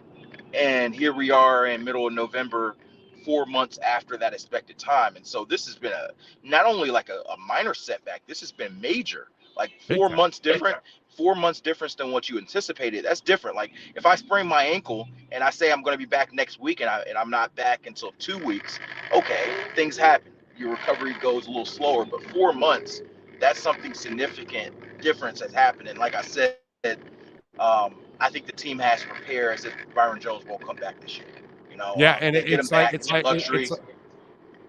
the way, it's like Poupart said that teams sometimes, they plan ahead and make moves without the player, and they cut players, and they have to do what they have to do at times. And players sometimes also have to make business decisions. And with this dragging out, to me, it just becomes a business decision now for the offseason that he and his agent have to look at each other and say, well, hey, man, let's make sure we're ready for the offseason because we know there's a bridge to cross in the offseason, and the Dolphins may look to, cut ties from you in the offseason, that kind of stuff. So I'm just saying. Yeah. And listen, and I'll give you a little thing. What if you trade for Greedy Williams? Then you for sure are releasing Byron Jones. I'd be okay with that. No, I'd be okay with that. I think the reality. I think the reality. Gotcha. Yeah, no, I think they got to look at trading for a corner or safety regardless. I think the reality is Byron Jones was going to be a potential cap casualty regardless. Like even if this injury didn't come out this way, he's in year 4 of a deal where his cap number is going to go up big, and there's only a certain amount of time that you can pay 2 top corners. Xavier Howard's cap number is going to rise quite a bit this year, and then you got Tyreek Hill and Teron Armstead. So I think that even if Byron comes back and play, or even if he did, I think that he was going to be a potential cap casualty. And so I guess to your point that maybe he's doing this to get to for the offseason, the only issue I have with that is, what better way to help your stock as far as getting a new contract than to show that you are playing and can be healthy versus missing the entire season. Well, no, that's my point, Cam. That he's going to come back, but I think he's going to try to come back for a couple games or something to showcase that, help the team showcase. But he is unwilling to come back at 80 or 85 because then if he suffers a setback, it's a setback that goes into the offseason. So he's not willing to do what Teron Armstead and these guys. That's what I'm told. I'm told that it's like he needs to get closer to 100, and then I'm trying to figure out why. And now I put one and one together with the offseason stuff, and it really makes all the sense in the world that he would be protecting his ass because teams don't care about players anyways. So players have got to look out for themselves. I totally it sucks, but I totally understand what they're trying to do. But that's why I kind of put this whole thing together that, maybe he's making a business decision right now, not a Dolphin decision. Right. There are guys who make business decisions all the time, on the field and off the field. And so, like I said, I can't speak specifics to that, but, it wouldn't shock me if any guy's making a business call, long term for their career. Like you said, Teron Armstead's dealing with a toe, but he got his guaranteed money, and he's going to be here at least for the next couple of years. Same for Xavier Howard. Byron Jones, the case is, probably not the same. Right. Yep. I'm with you there. What'd you think of Tua's comments yesterday that, it's a competition. It's a weird thing. It's a competition thing. It's just he's going to be who he is, right? Unfortunately, that's what it looks like. I didn't like what he said. I'd rather him slide, but I think it's exactly what you and I were talking about after the game. I think it's a toughness mindset. He talks about the weird competitive thing. I think it's in his mind, it's a toughness element of football that I've got to prove to my teammates or prove to myself or prove to everyone else that I can take these hits. I can go get the first down. I'm not going to slide a yard short. I can take these hits. And so I think that's honestly in his mind. And maybe there's nothing you can do to get it out. I would love for him to do that because I wince every time I see him take one of those hits. And I was listening to Dan Le Batard talk about this the other day. Like, how long does that last, right? How long are you gonna, are you always gonna wince when Tua takes a hit? I don't know, but at least right now, coming off the concussion 3.5 weeks ago, if Tua takes a hit or lower his shoulder, I'm gonna wince. This is your starting quarterback. This is a guy who has a huge impact on your team. And you need him. And so any hit that he takes, that he could be out for a month or however long. And so yeah, I would rather him slide than go get the extra yard or two. I think his teammates would want the same. They admire the fact that he's willing to put it all on line on him. But I think there's maybe very few situations. Maybe if you're playing in the playoffs and this is a situation where this is the final drive and then maybe there's a selective situation there. But in the third quarter of a Week 7 preseason game against the Steelers that you're up, I don't think that's the time to potentially risk, missing significant action by making a decision. So there are people who are going to say, hey, that's a soft mindset. This is football. Look, I grew up playing football. I know the toughness aspect. I love big hits more than anybody else. I just don't want my quarterback taking them, especially one who has shown that staying healthy has not been his number one forte at this point of his career. So I will say that Tua is a bigger guy than most people give him credit for. He's 215, 220, so he's not like No. You're a liar. Pro Football Talk says he's 198 pounds. Okay. No. He's got size on him. She even knows it's a lie. She even knows it's a lie. Right. So he's got some size on him, but still, I do not want my quarterback taking those hits. Heck, even if I had Josh Allen, I would tell him to slide on certain situations when he takes contact. I just think that is not conducive for the longevity of your career.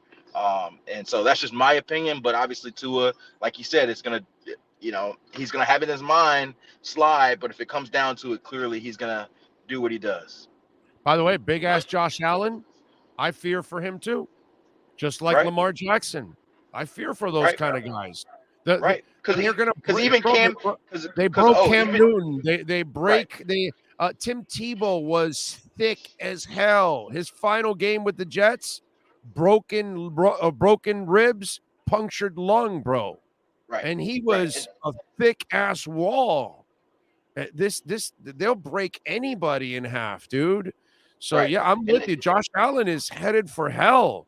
The way he's playing, he's got to stop himself. Forget Tua, even Josh Allen, who could take the beating. I think it's stupid, all the hits he takes. I think it's stupid that the Bills call a lot of runs for him. How about that?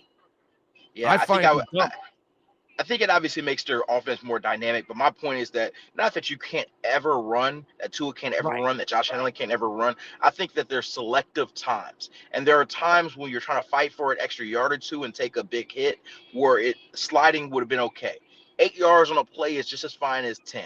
If you're in the Super Bowl and you've got to dive for a touchdown to win the game, then yes, all means go make that play. But that's the difference between making 1 or 2 plays or 5 plays versus doing it 20 times or 50 times, or Tua did it 2 times in 2 drives in a relatively tame Week 7 game against the Steelers, and didn't get the first down either time, by the way. So it's not like it worked out. You want young Russell Wilson. That's what you want. The guy that will run and slide and smart and stay away from hits constantly, but he'll run because he had no choice at the end, and he's got 5-7 yards of open field. He takes it, he slides, and then he hands the ball off to the referee. That's what you want. You want Russell Wilson intelligence in running. Absolutely. And you mentioned Cam Newton. Cam Newton was career sort of hit the downfall when he was 31 years old. You're seeing a lot of these quarterbacks play into their 40s. You only play to your 40s with longevity. You don't see Tom Brady taking these hits. You don't see Peyton Manning or Aaron Rodgers taking these hits. That's why they are. But with Cam, I don't blame him because he had to do that in his game. Whereas Russell Wilson and Josh Allen can stay in the pocket and beat you with their arms because they're pure passers. You know what I mean? Whereas I don't see Cam as a pure passer. I don't see Lamar Jackson as a pure passer. I don't even see Ryan Tannehill as a pure passer. You know what I mean? I still think those guys are kind of athletes that they pass the ball, but they're not real. Like Kyler Murray is a quarterback who brings the athleticism to the position, but he is a pure passer. He will run when he has to run, but he is a passer at heart. You know what I'm saying? And to me, that's if you're a passer at heart, then bro, you can always lean to your arm in the end. The running game should be your last ditch thing that you can. That's the way I look at it. Like I said, I think it's selective, and I think that's the key. Not making the crutch, making it selective, and be smart when it's selective. You obviously know that I disagree with you on Lamar Jackson. I do think that he's good enough to be a passer in the pocket. But if you watch Lamar's skill set is he very rarely takes big hits because he's selective on when he goes down and when he's going out of bounds. So he will get every single yard that he can, and then he will get down or he will get out of bounds. So the speed is an equalizer. It makes a difference, right? But still, you still don't see him if he's getting 42 yards and the end zone's at 45. You don't see him lowering the shoulder. Yeah, but he has the lateral movement of Barry Sanders and Warwick Dunn. He has that skill set that not only does he run north and south fast, but he'll change directions on your ass and you'll miss him. And it's things that's why you never really got a clean shot on Warwick Dunn and Barry Sanders. You could not. It was just the highlights that you see of people getting clean shots on Barry and Warwick were rare. There weren't a lot of them because they didn't allow you. And they played running back, which is, and that's where Lamar has that gift. He has that skill. Gift, bro. That's absolutely a skill. Just like availability is a skill, elusive ability is a skill as well. Nobody's ever looked like that. All right, wrap it up. What's the prediction? Don't go depressing the Dolphin land now. Go ahead. What do you got? I must say that Dolphins fans tend to always mention me on social media when Colleen Wolfe makes picks and it's Seawolf, and they say, Cam, you picked Detroit this week. It is not me. It's a PSA. I do not make picks for us, but I do think that Miami gets this one. I think that the offense torches the Lions defense that is not very good, no matter what Tua and their coaches try to sell us. It's not a very good Lions defense. And so I think they put up 30 points for the second time this season. Give me 31-21 Dolphins. See, he don't make picks for them, but he makes picks for us. That's how it goes. Follow him on Twitter at Cameron Wolf. He's a happy daddy today. Cam, appreciate you, my brother. Enjoy the week and be safe. Have a good one. Yes. You got it. There we go. The Wolf Pack has been unleashed. I like it. And Big O just called her daddy a liar and she lost it. That's it. Well, you got to defend daddy. It's important. Quinn to Philly, Tony to KC. It seems good organizations and winning teams seem to be the aggressive and successful ones. That's it. That's it, bro. That's it. Philly and KC, there are great organizations, Raymond. Our organization's terrible. Yep, that's it. We haven't made a trade, so we suck. Jesus says, so Cam, would you call a QB sneak at the goal line? Drew Brees would do great on these sneaks. I would not. I don't want my quarterback really doing a lot of quarterback sneaks unless he's a big dude. If it's a smaller quarterback like Drew Brees, like Pat Mahomes, who got injured, like even Tua, I really don't want them doing quarterback sneaks. Don't. I'm good with them not doing any quarterback sneaks. Now, if you're a big ass, Tom Brady and Peyton Manning, Cam Newton, you're a big body guy. Okay, I get it. We're good. We're fine. Smaller guys, I'm out. All right, speaking of out, we are out because I got to get on in a car and go to Tampa. We thank Alan Poupart and we thank Cameron Wolf. As always, we thank Sean Stanley getting it done every single day, every single minute right here on this platform. He is the best in the business. Always a pleasure to work with. We thank all of you out there, whether you chimed in on the chat board, you're just watching, downloading the show somewhere in the world, day or night. Thank you. iTunes, Spotify, Stitcher, Google Play, wherever, SoundCloud. Thank you for listening to the show. Don't forget to smash the like button. Don't forget to share the show. Don't forget to hit the notification bell, all of that good stuff. More importantly, visit our amazing sponsors. That's how we are going to thrive and survive. Visit our sponsors. I am headed to Tampa Bay. I am going to see Iron Maiden tonight. We'll be back tomorrow, and we'll be on around 1 o'clock. We will not be on at 10. I'm going to sleep in a little bit because I'm going to get in late. So I need to rest the voice. So we'll be on around 1 o'clock. We'll see you tomorrow. Same time, same place, same bat channel. Have a great one.